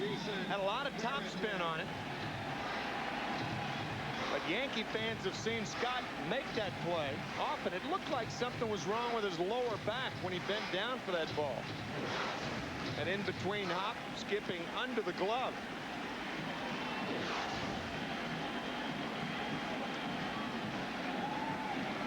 So they hit 3 consecutive singles. Clemens has been relieved, and now with the bases loaded, nobody out, Veritek, who is 2 out of 2 today.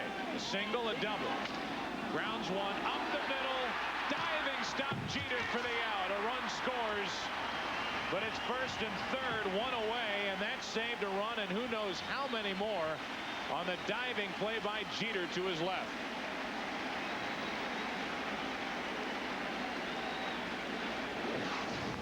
Watch the extension of Derek Jeter on this play. He smothers the ball, does not catch it cleanly, but has the presence of mind to flip it on his belly to Chuck Knobloch. Wow. Some play. Watch the extension. And you're right, what you just said makes it even more impressive. He smothered it. He didn't really catch it. No. But kept it right there and picked it up and flipped for the forced out at second. Now the tying run 90 feet away. Darren Lewis at the plate. First and third, 1 out. 5-4 Yankees in the 6th. Ball 1.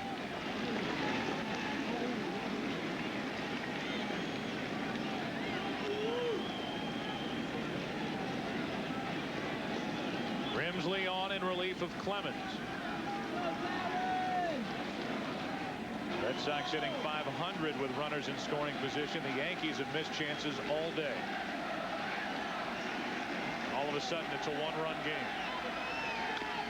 Back up the middle. Jeter might turn it. 6-3 double play, and what a job by Grimsley. And the Yankee fans applaud here at Fenway. So now a missed chance for the Red Sox. Loaded him up with nobody out. Get only one. Trail by one after 6.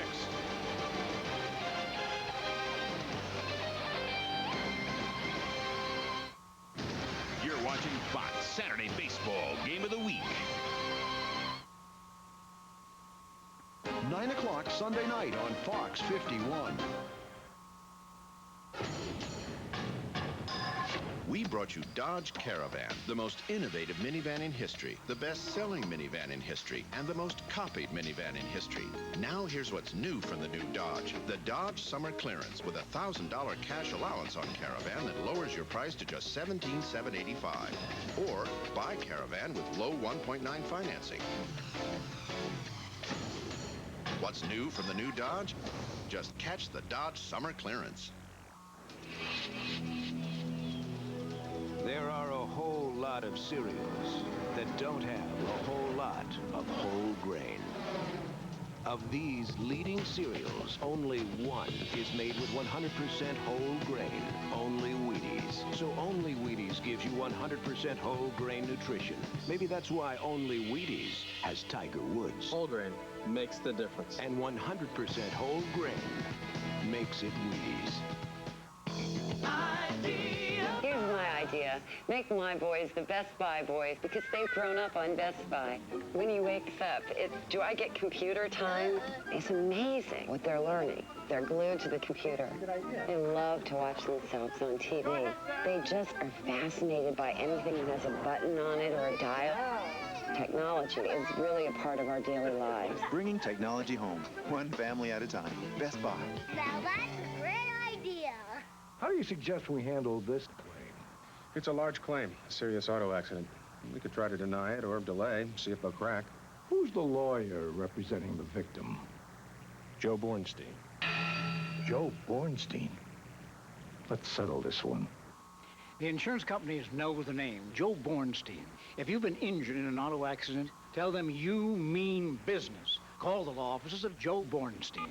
1-800-WIN-WIN-1. Right now. Real Cormier heads back to the hill. We move into the 7th inning. Well, now a missed opportunity on the other side as the Red Sox had the bases loaded with nobody out. To show you the value of Jeter and how there's more than one way to help your team win. Jeter is the only guy hitless in this Yankee lineup, but his defensive stop on that ball up the middle to get the force out at second on a ball hit by Veritek may have saved the Yankee lead. Saved 2 runs because right after that, Darren Lewis grounds into a double play. If Derek Jeter doesn't get to that ball, then you've got runners on at first and third and nobody out. And then the Darren Lewis double play grounder, a case could be made that the Red Sox take the lead because you know the Yankees would be back. No way you play in the 6th inning. So that play was worth 2 runs. Saved the Yankees 2 runs. The Yankees still lead by 1. 7th inning now, and Bernie Williams, Tino Martinez, and Jorge Posada will bat against Real Cormier, who's done a nice job since entering in the 5th inning for Brian Rose. No balls, 2 strikes. Williams with a double, a single today. He's also struck out Derek Lowe. Sinker ball artist getting ready for the Red Sox out in their bullpen.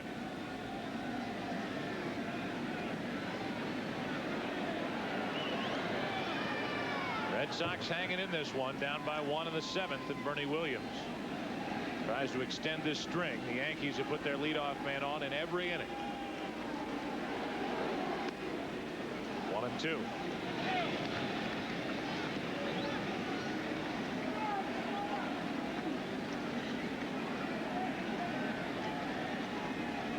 Talked about it at the All-Star game. Bernie Williams very nearly became a Boston Red Sox center fielder. His past off-season was a free agent, elected to come back to the Bronx instead of here to Boston. Another shot of Dan Duquette. 2-2.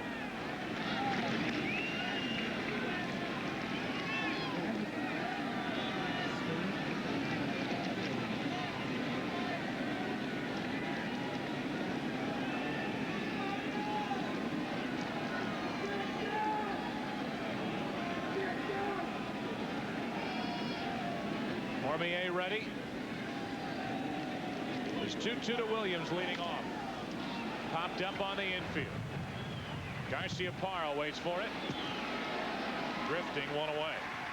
Leadoff man is gone for the first time. Tuesday, the wildest fans and the hottest bands come together for the world's biggest live music festival. Don't miss today's favorite performers as they rock the country in 2 hours of the best of Woodstock 1999. Tuesday, 8 Eastern, 7 Central on Fox. The best of Woodstock Tuesday night. A lot to leave out of those tapes. With 1 out, nobody on, Tino Martinez stands in.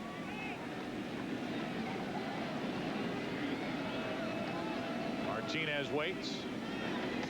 Takes on 30th anniversary of Woodstock, and while there was some great music, which we will show you on Tuesday night, there are also some scary moments for people involved in Rome, New York.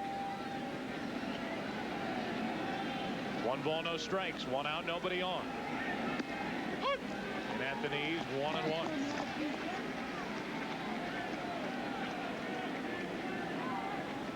Posada next. Yankees cannot feel good about this 1-run 7th inning lead. We were getting between innings, and if this were a football game, the Yankees would have 480 total yards, the Red Sox about 190, and it would be a 20-17 game. Squandered opportunities as the Yankees have gone 20-20 but can't punch it in. Bill Parcells and Pete Carroll on your screen in a split screen. A lot of third down conversions, but again, no scoring. And our segue, the American Bowl, live from Australia next Saturday, 9 Eastern, 6 p.m. Pacific time. Denver Broncos and the San Diego Chargers. Be interesting to watch those quarterbacks. Jim Harbaugh's first year with San Diego. They've signed Eric Kramer, who was let go by the Bears. And Craig Wheelahan, they lost Ryan Leaf to injury, and Bubby Brister starts at quarterback for the world champs. Martinez fouls it back here. Full count, 3-2.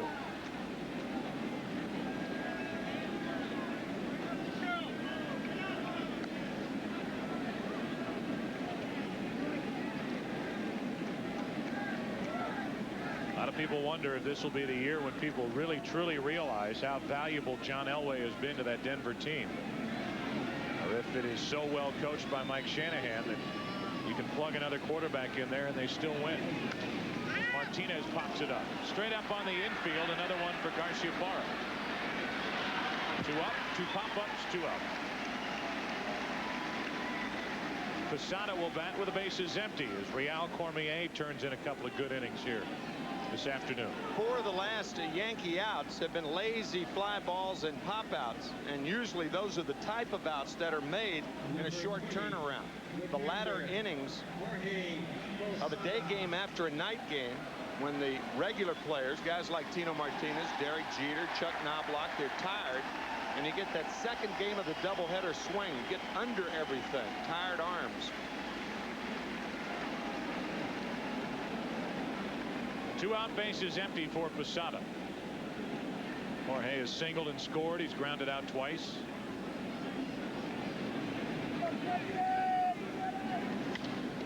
And another pop-up. Shallow right. Nixon is there. Hitting over. Good work by Cormier. Time to stretch. It's only a 1-run game. Missed opportunities on each side. Yankees lead it 5-4. New SUV, the new Nissan Xterra. Everything you need, and nothing you don't.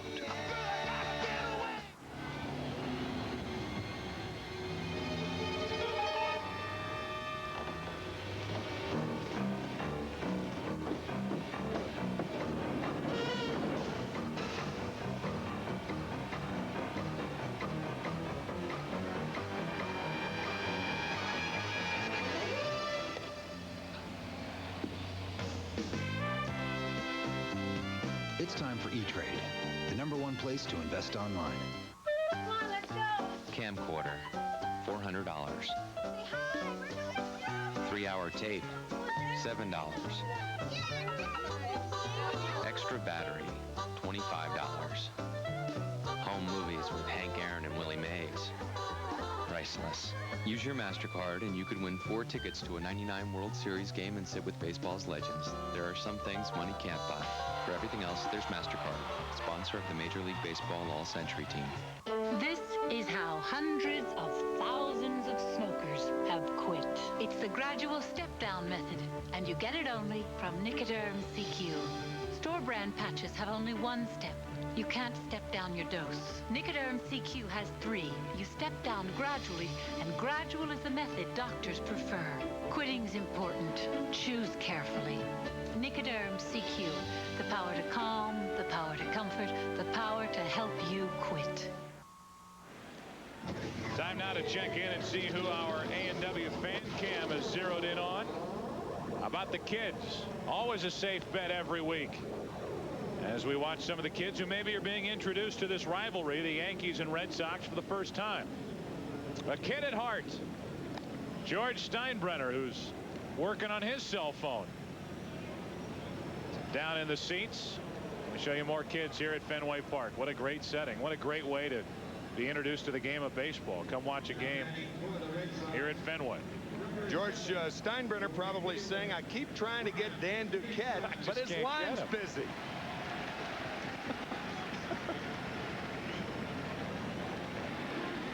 Now's your chance. Go. Now. Right on cue. George finally got through. Dan, George. Third person from the bottom for the Yankee dugout. Trot Nixon leads it off. Brian Cashman somewhere saying, hey, let me in. Brian Cashman, the Yankee general manager.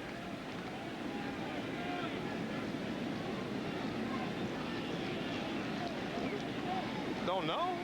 Maybe. It's possible. A lot of things that could be discussed there. As Nixon takes strike 2, 0-2.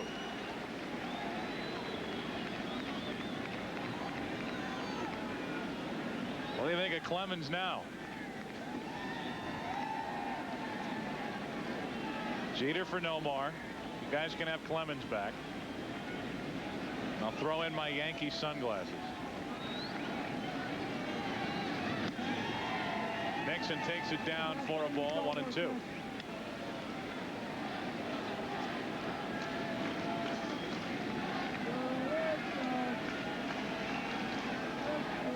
The shot that spawned 1,000 lines. 999 of which I'm going to keep to myself. The 1-2 pitch, breaking ball, strikes out. Nixon looking.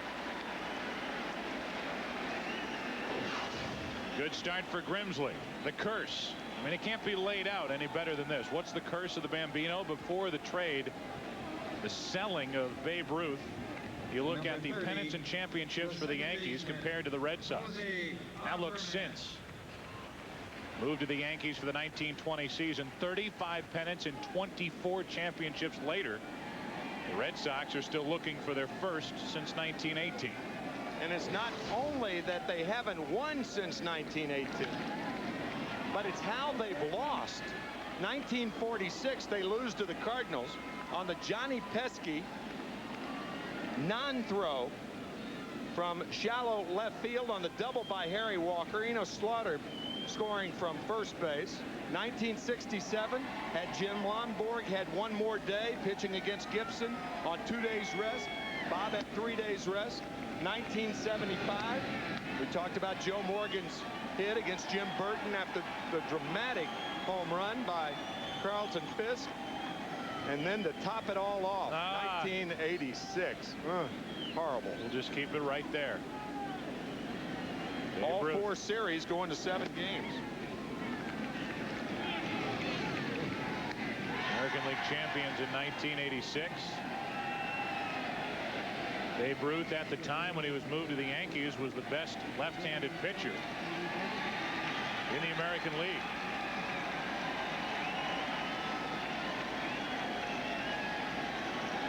In fact, Ruth won a couple of games as a pitcher in that 1918 World Series as Offerman checked his swing. The count goes to 3-1, and Jose Offerman is in the rare position of possibly walking for the third time today. Not one of the more patient hitters in the game.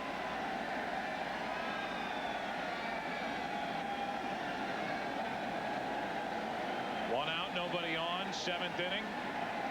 Red Sox batting down by 1. 5-4 Yankees. And Offerman draws his 3rd walk of the day, and the tying run is on for the Red Sox.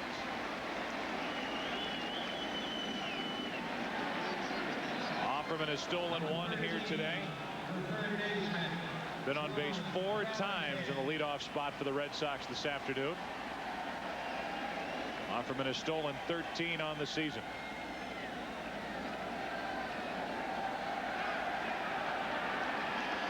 %, 13 out of 22 attempts.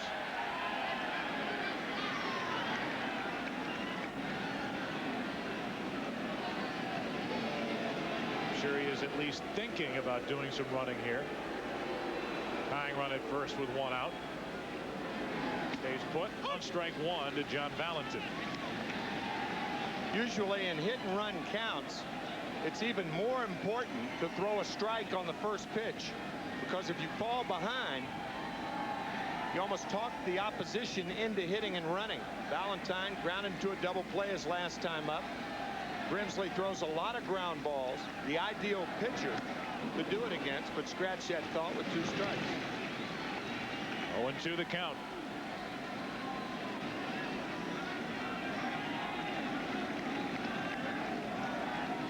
Grimsley with no backup getting ready for him in the bullpen. They think of his work here this afternoon and for the season. He's been a very dependable right-hander out of the Yankee bullpen. 1 out walk. Tying run is on. Valentin goes 1 into left. That's well hit and off the wall. Offerman digs around third. They're going to bring him to the plate. Tie game here in the 7th on an RBI double by John Valentin.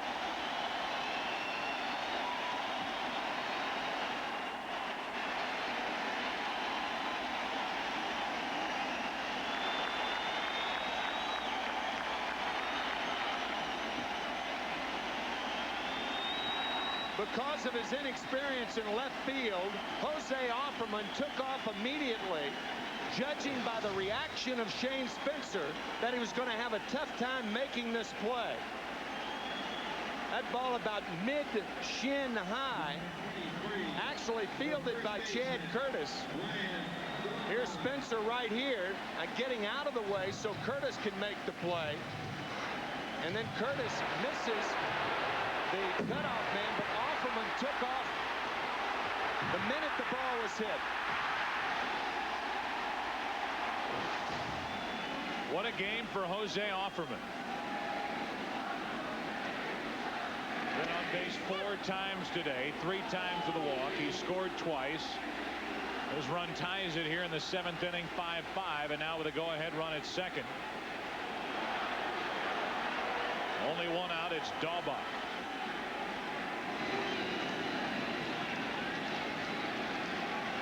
Garciaparra waits on deck.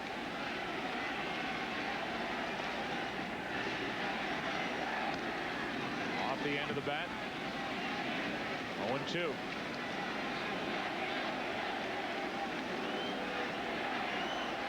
Still no action at the moment for the Yankees out in their bullpen.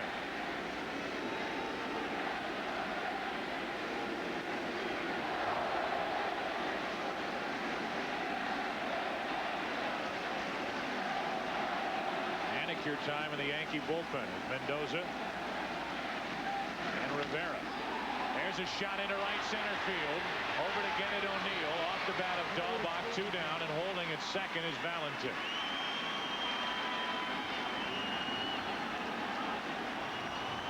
And now Garciaparra will walk in. And we'll see how they pitch to Garciaparra and if they pitch to Garciaparra. I think they'll try to pitch to him, and I think if you're in Grimsley's shoes, you try to make Garciaparra hit a ball out of the strike zone. If you're going to pitch him down, pitch him lower than low. If you're going to pitch him outside off the plate.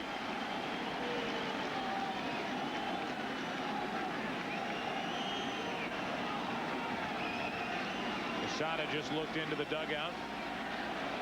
They work to Garciaparra. With first base open and 2 out, they definitely don't have to give in to him.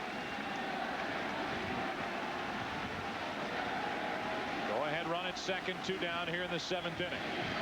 Garciaparra rockets one foul. Well, that was nearly a huge mistake by Grimsley. I agree with that. If Garciaparra beats you, and this is the one guy that the Yankees do not want to beat them. Now Posada is out to talk to Grimsley. This should be the area that you work Nomar Garciaparra. Nothing in here. And you can see that last pitch.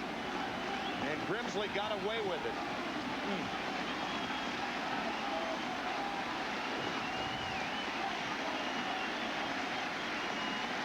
Runner at second, 2 down. The 0-1 to Garciaparra. Chase that one straight 2. That was nasty from Grimsley. Lower than low.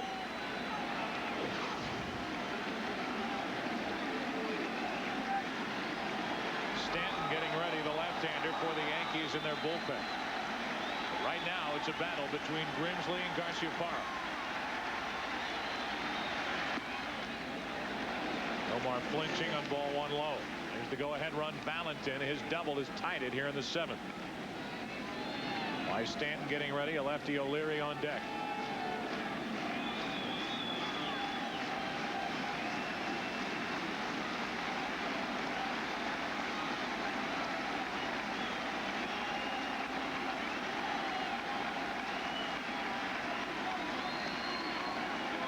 Omar wants time.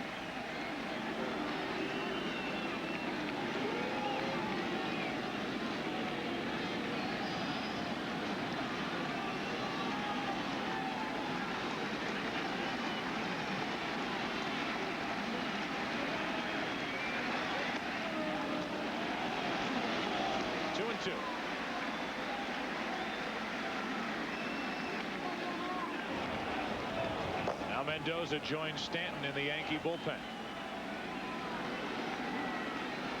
Garciaparra trying to put the Red Sox out in front for the first time today. The Red Sox a half game out in the wild card race behind Toronto coming into the action. Ball 3.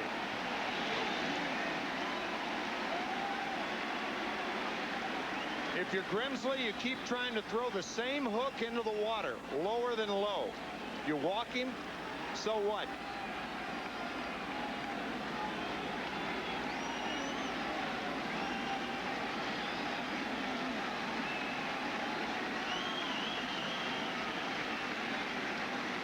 The 3-2. Garciaparra, base in left field. They will hold Valentin at third. And it's first and third, 2 down.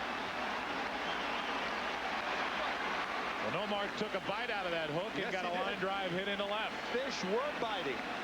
What Grimsley did, he raised the sights a bit. About mid-thigh high. It was low. Anything in the strike zone. What a lethal hitter. Like a cobra after the mongoose. He hit it so hard, however, that Valentin can't score. Wendell Kim, the third base coach, held Valentin at third. Joe Torre out to the mound to make the pitching change. O'Leary will be the hitter.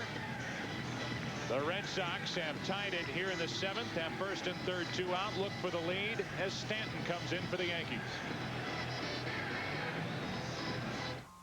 This is Hugh. This is my son. He started on drugs when he was 16. When his life became confused, unreal, filled with horrifying hallucinations, he ended his life. Get between your kids and drugs any way you can if you want to save the kid's life.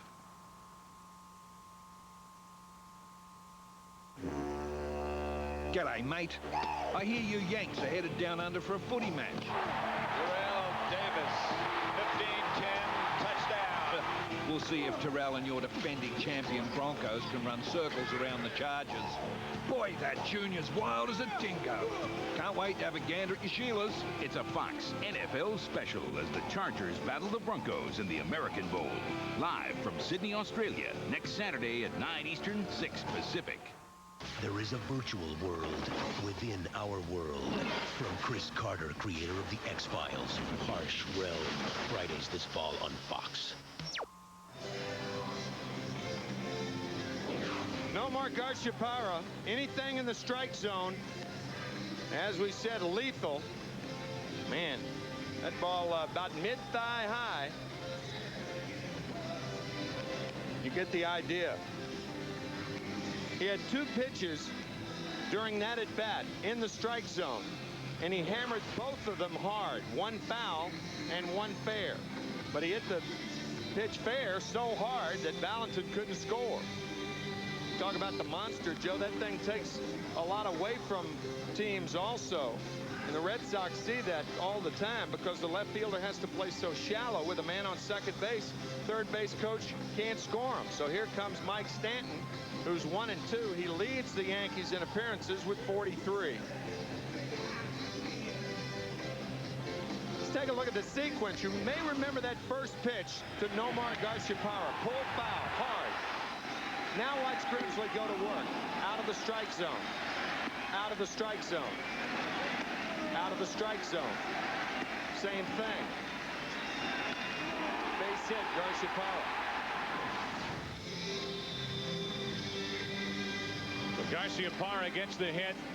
Second hit of the inning for the Red Sox. They also were handed a walk. That walk came around to score on an RBI double by Valentin. He's over at third. Garciaparra at first, 2 out.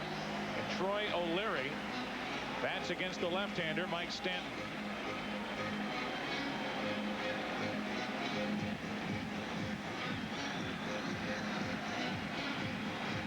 O'Leary 1 out of 3 this afternoon, but faces a left-hander for the first time.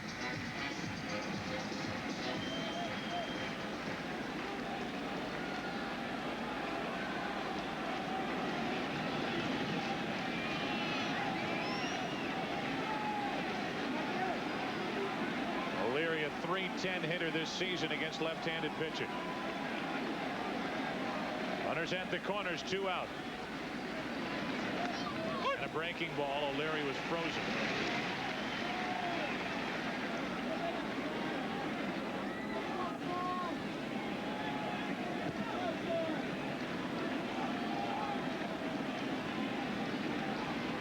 O'Leary 1 out of 6 lifetime against Stanton.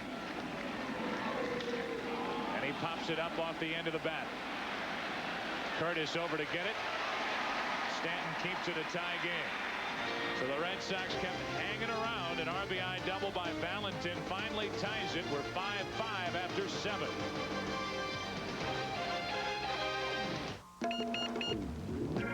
Sorry.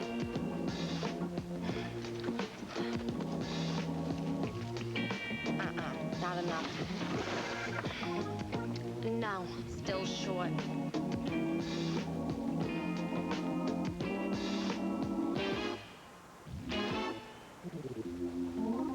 For the great taste that will fill you up and never let you down. Paper or plastic? Paper.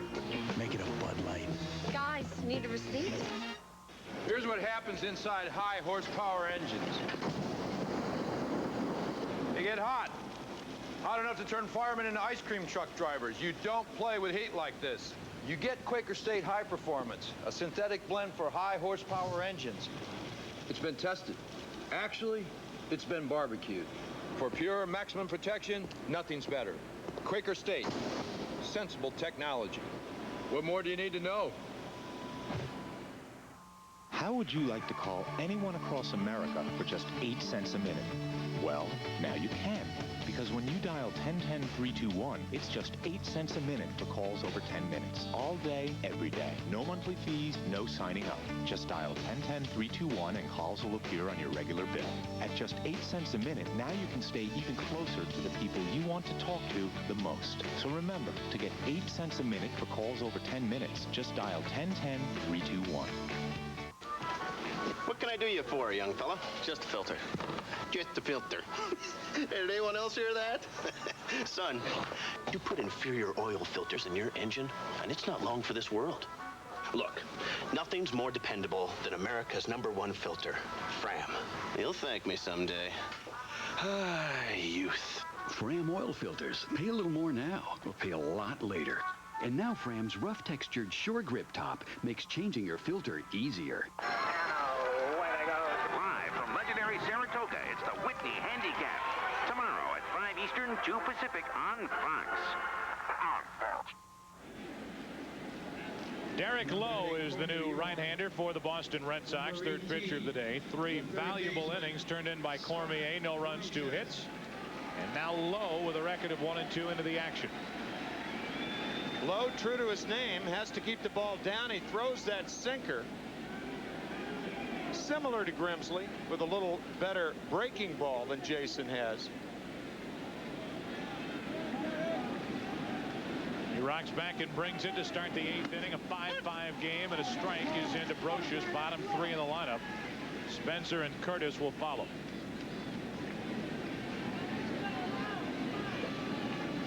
Brocious hits in his first 2 at-bats.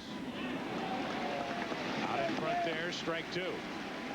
Pitchers in their windup are much like hitters in their batting stances. Doesn't matter how you start. It's a matter of comfort and everything. But Derek Lowe with a very, very unusual motion. Off the hands, caught. Valentin, 1 away.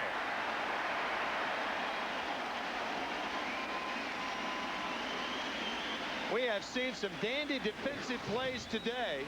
This by Valentin. Well-timed jump. Nice play. Think how high you could jump without that necklace. Great catch by Valentin, who's had a big day, and that excited Lowe and frustrated Brocious. 1 down. Shane Spencer now, 2 out of 3 today. One thing Derek Lowe is thinking here, do not come inside to Shane Spencer.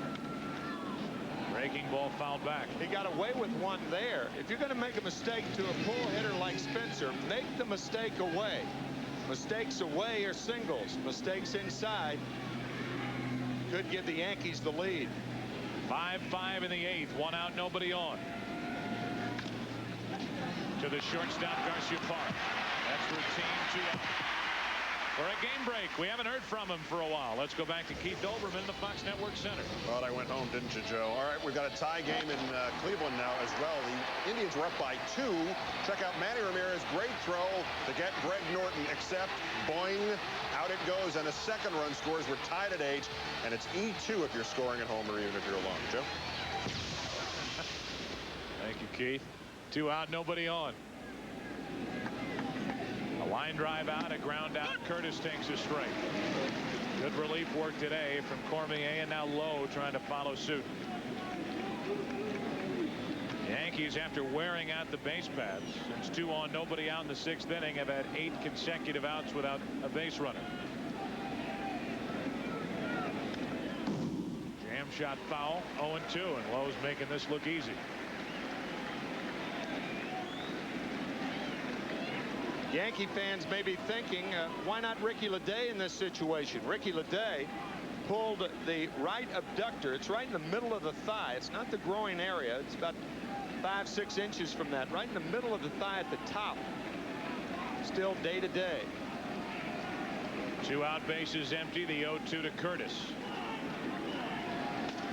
Got him over the outside corner, quick and easy. 1, 2, 3 go the Yankees. Red Sox, bottom of the 8th. Husky, Veritek, Lewis coming up, tied at 5.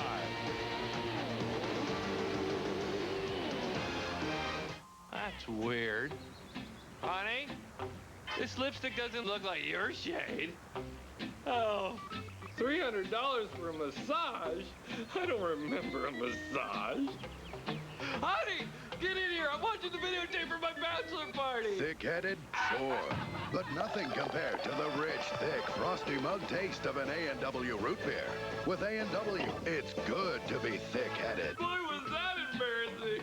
Here, let me rewind it. Are you ready to make real noise? To make new friends? To take sharper pictures? Are you ready to build bridges? Learn diplomacy?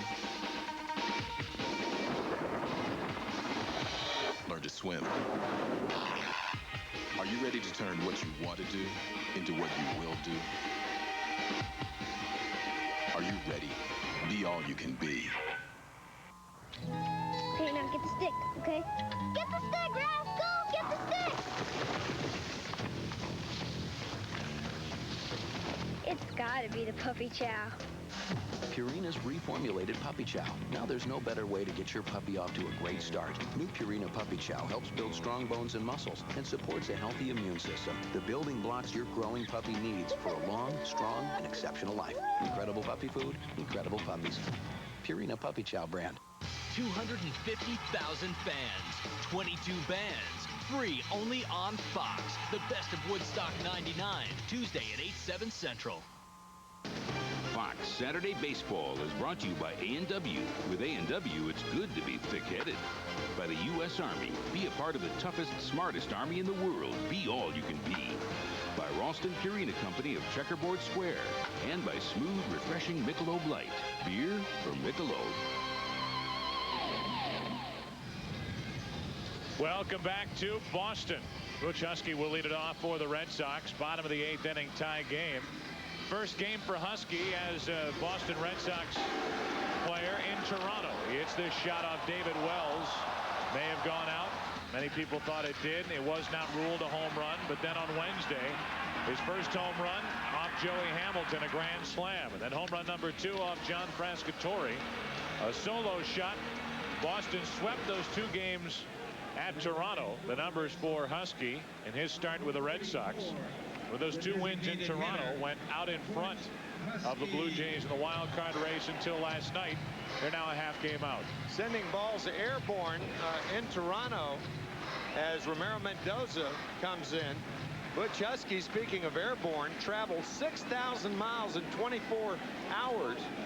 Left for Seattle on Thursday, came back yesterday at 11. So he traveled all the way back to get a few things and then 6 bags and came back. And was tickled to death that the airlines did not charge him excess baggage rates. Husky a big swing and missing 1 ball 1 strike from Mendoza. Tough to lift a ball from Mendoza as you see Jason Varitek, the on deck batter.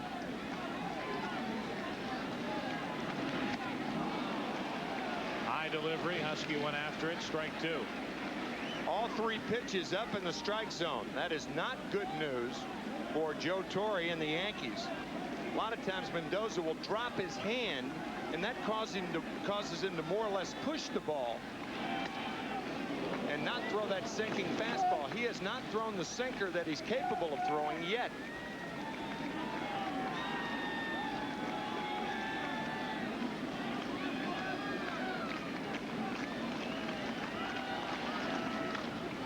Husky pops it up left side. Jeter out, called off by Spencer.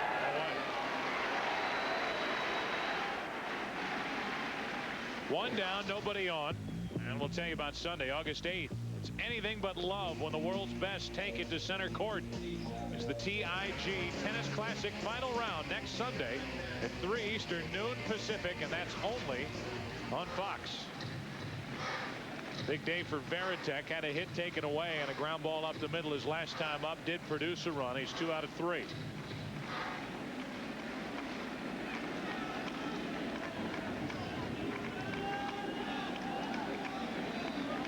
Trade talk swirling around the name Ramiro Mendoza. One of the topics yesterday as Veritek pops it down the line. Spencer a long run there. 2 out.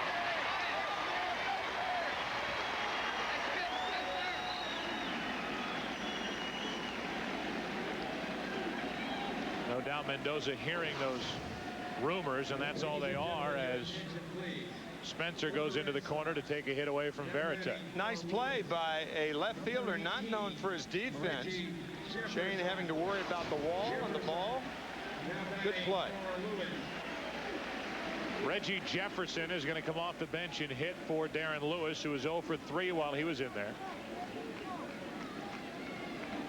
Jefferson off the bench. Batting with 2 out, nobody on. Reggie has one thing on his mind, and for that reason, Tino Martinez guarding the line at first base to protect against the extra base hit. Reggie going for the pump. And a ball up and away from Mendoza. That's a way to combat that. When a hitter is going for the pump, you try to keep the ball away. Again, mistakes away are singles, not homers. Reggie Jefferson pinch hitting. Big swing. 1 ball, 1 strike. Just to finish the thought on Mendoza. Sure, there are a lot of general managers who might rather have Mendoza than Pettit. This is a right-hander who is so valuable either in the bullpen or would start for most any team that would acquire him. Yeah, and for that reason, I think the Yankees would part with Pettit long before they would Mendoza. That's into left field. Well hit. Won't be caught. Midway up the green monster. All that is a single for Jefferson.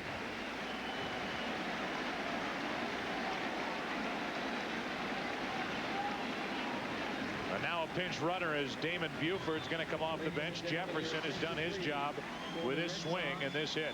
Well, the green monster giveth, and in this particular instance, taketh away. Buford now running for Jefferson. Ball a home run in a lot of parks with lower fences, but here played nicely by Spencer's, had a very busy inning. Damon Buford runs, and he'll stay in the game and play center. He's the go-ahead run at first with 2 down for the number 9 hitter Trot Nixon. The ball outside.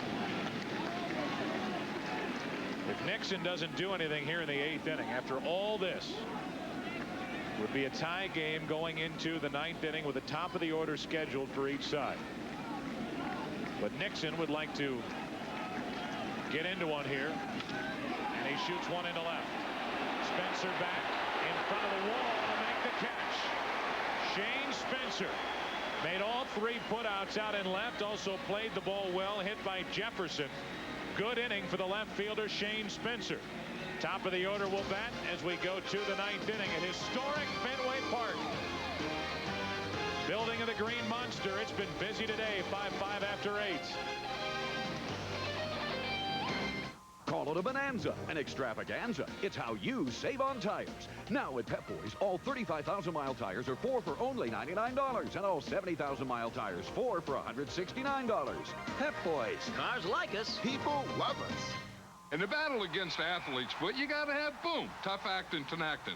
Now in a new pump spray. Nothing stops and prevents the itching, burning, and cracking better than Tenactin antifungals. They're so tough, they even prevent athlete's foot. Get Boom, Tough Actin' Tenactin.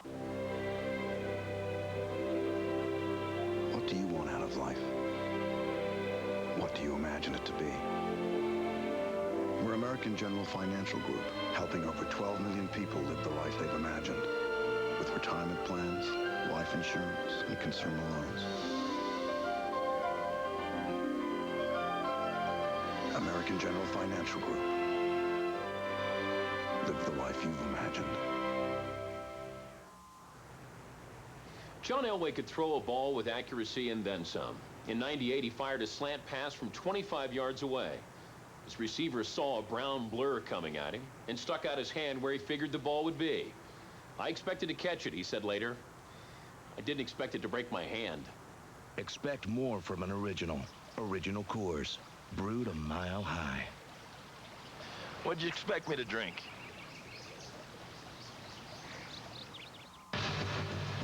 It's here. The GMC Summer Convoy. 2 million tons of professional-grade trucks, designed better than they need to be. Pickups, SUVs, and family vans. And on select 1999 models, some of the best values of the year. So come in now. This is one convoy you don't want passing you by. The GMC Summer Convoy. None of my nudity is gratuitous.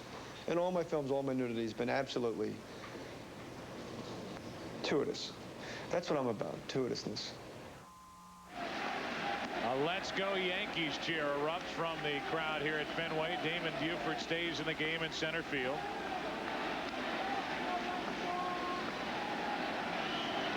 He's joined out there by O'Leary in left and Nixon in right. Top of the order for each side in the 9th inning in a 5-5 game at the moment. Knobloch, Jeter, and O'Neill against Derek Lowe, who went 1-2-3 in the 8th inning. Roches lined out. Spencer grounded out. Curtis struck out. Knobloch is homered, singled, popped up trying to bunt, and fly to left. He's got that green monster swing working. Takes a fastball for a strike. Joe Buck and Tim McCarver with you from Fenway Park here in Boston. Yankees were all over the bases at the start of this day, a day in which we came in talking about Roger Clemens coming back in a Yankee uniform to pitch here at Fenway. Knobloch took a ball. Clemens lasted only 5+ innings. Eventually allowed 4 runs on 4 hits. Now it's Mendoza out of the bullpen. And it's a battle of the bullpens here in the late innings as the Red Sox have scored runs in the 5th, 6th, and 7th to tie it. There's that guy again. Strike 2 on Knobloch. Wear a helmet at least. Yeah.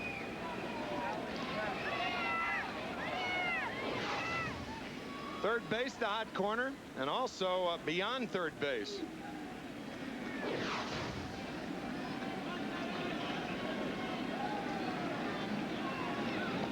Dan Duquette just watching now.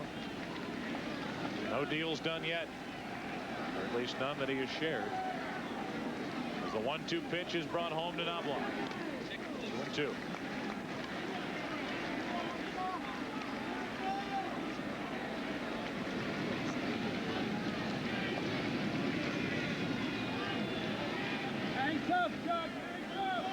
Look at the odd shadow around home plate that Chuck Knobloch has to cope with. Also, John Valentin at third base. The light stanchion shadows could be a problem. The 2-2 from Lowe. Knobloch, base hit into center for Chuck, his 3rd of the day. And there's the go-ahead run with nobody out here in the 9th.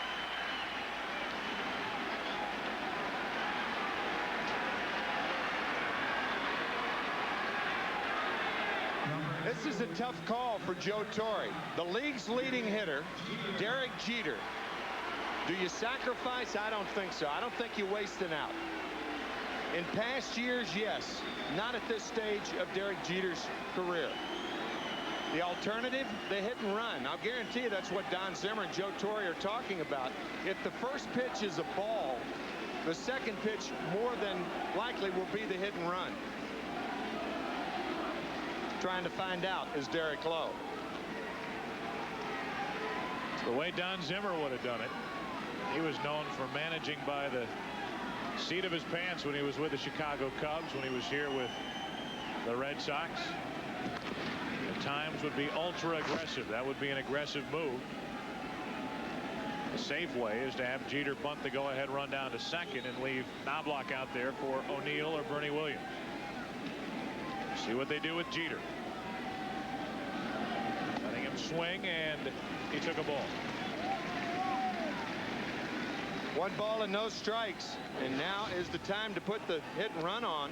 No relief this year for the Red Sox. Joe talked about it earlier. Out since June the 11th. Elbow surgery for Tom Gordon. He wouldn't be pitching now anyway in a tie ball game, but a big miss by the Red Sox.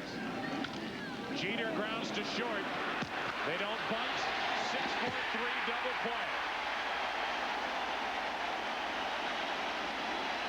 I wonder if Chuck Knobloch missed a hit and run then. I was going to say they don't bunt, and they also didn't hit and run. Yeah.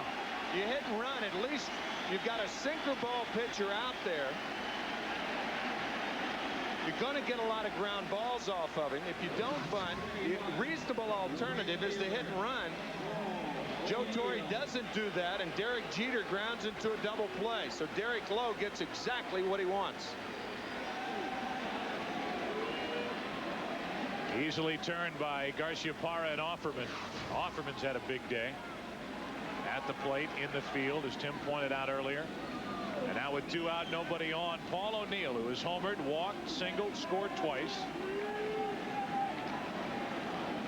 Bats with 2 out, nobody on, and reaches for 1. Ground ball to Offerman. Inning over. A leadoff hit by Knobloch. Jeter bounced into a double play. Offerman, Valentin, Daubach. If anybody gets on, Garciaparra. Coming up for the Red Sox. Bottom of the 9th inning. Tied at 5.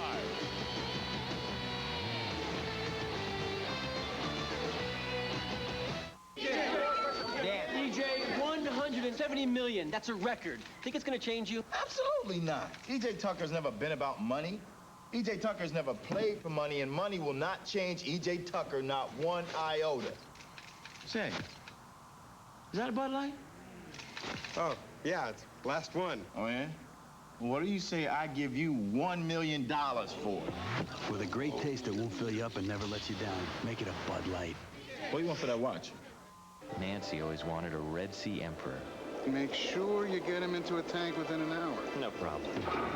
Well, a lot can happen in an hour. The other driver's insurance company, Progressive, actually showed up. What's for the fish?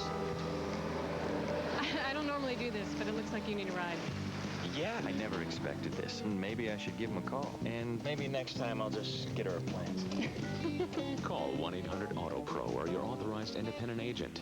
Free on Fox. Woodstock 99 with Bush, Sheryl Crow, Red Hot Chili Peppers, Limp Bizkit, The Offspring, Alanis Morissette, Korn, Dave Matthews Band, Jamiroquai, Kid Rock, Jewel, Counting Crows, Elvis Costello, Metallica, and many more. The world's biggest concert, Woodstock 99, Tuesday at 8/7 Central.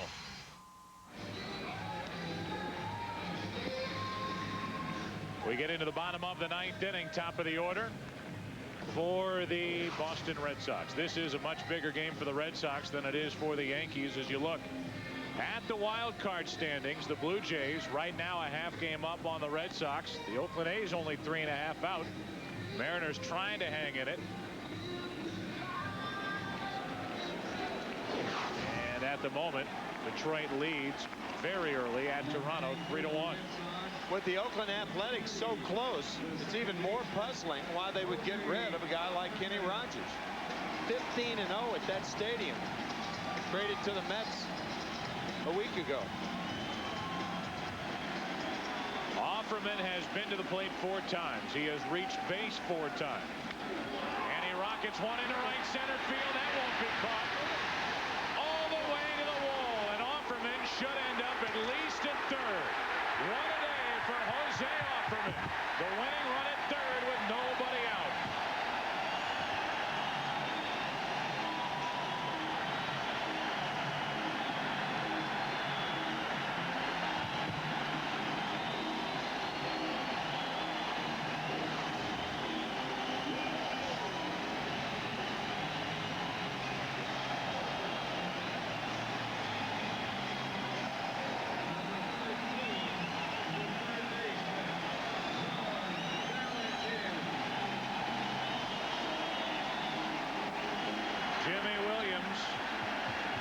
The guts as a manager to put Offerman on the bench despite that big contract. He's been on the bench since Sunday.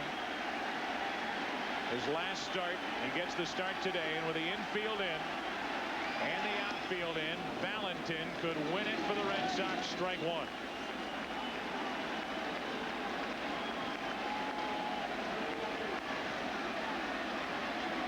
One of the rare times when the outfield moves in with the infield. As you see right here, a sacrifice fly, the game's over. You position yourself where a line drive to you, you can throw out the runner flat-footed.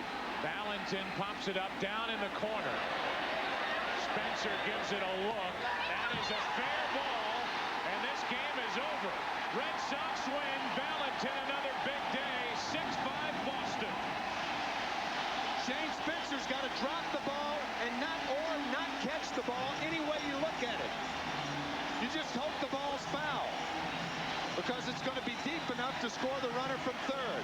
What a day by Jose Offerman. Down in that corner, you're at the mercy of the umpire, and the third base umpire, Mike Riley, ruled it a fair ball. Spencer had no play once it was fair. And Offerman, who tripled, scores the winning run. Redemption for Offerman back in the starting lineup. First time since Sunday, and boy, did he make his presence felt. The Red Sox from a sacrificial offering to an Offerman. And this shot down the line by Valentin that just stayed fair.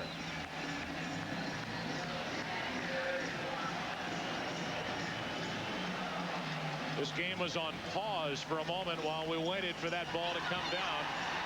Offerman watching it all the way, scores without a play. And the Red Sox win it 6-5, a come from behind effort, and the Boston Red Sox at this moment are tied with Toronto at the top of the American League wild card standings. A big win for the plucky Red Sox. After a 13-3 loss last night, they put Offerman back in their lineup. He walked in the first, walked in the third, singled home a run in the fifth, walked and scored in the seventh. Today's play of the game brought to you by Energizer This to lead off the ninth inning. 5 times on base today, and Offerman made it to third easily as that ball rolled all the way to the wall, and that was followed by the hit by Valentin to win it, and the Red Sox win their 56th game of the year.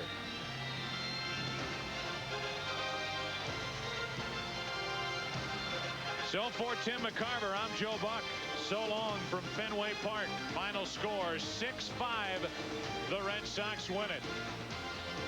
Steve Horn, our editorial consultant here in the booth.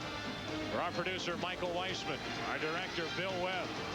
Associate Director, Aaron Stoikov. Mitch Riggin in the truck. Derek Manning. So many who helped bring you this game. Turned in to be a really good effort here today on each side, and an exciting ball game at the end. Red Sox win a game they really wanted. 6-5 over their arch rival, the Yankees, on a day when Roger Clemens started the game for the Yankees here at Fenway. The Red Sox win it 6-5. Off to the studio, Keith and Steve.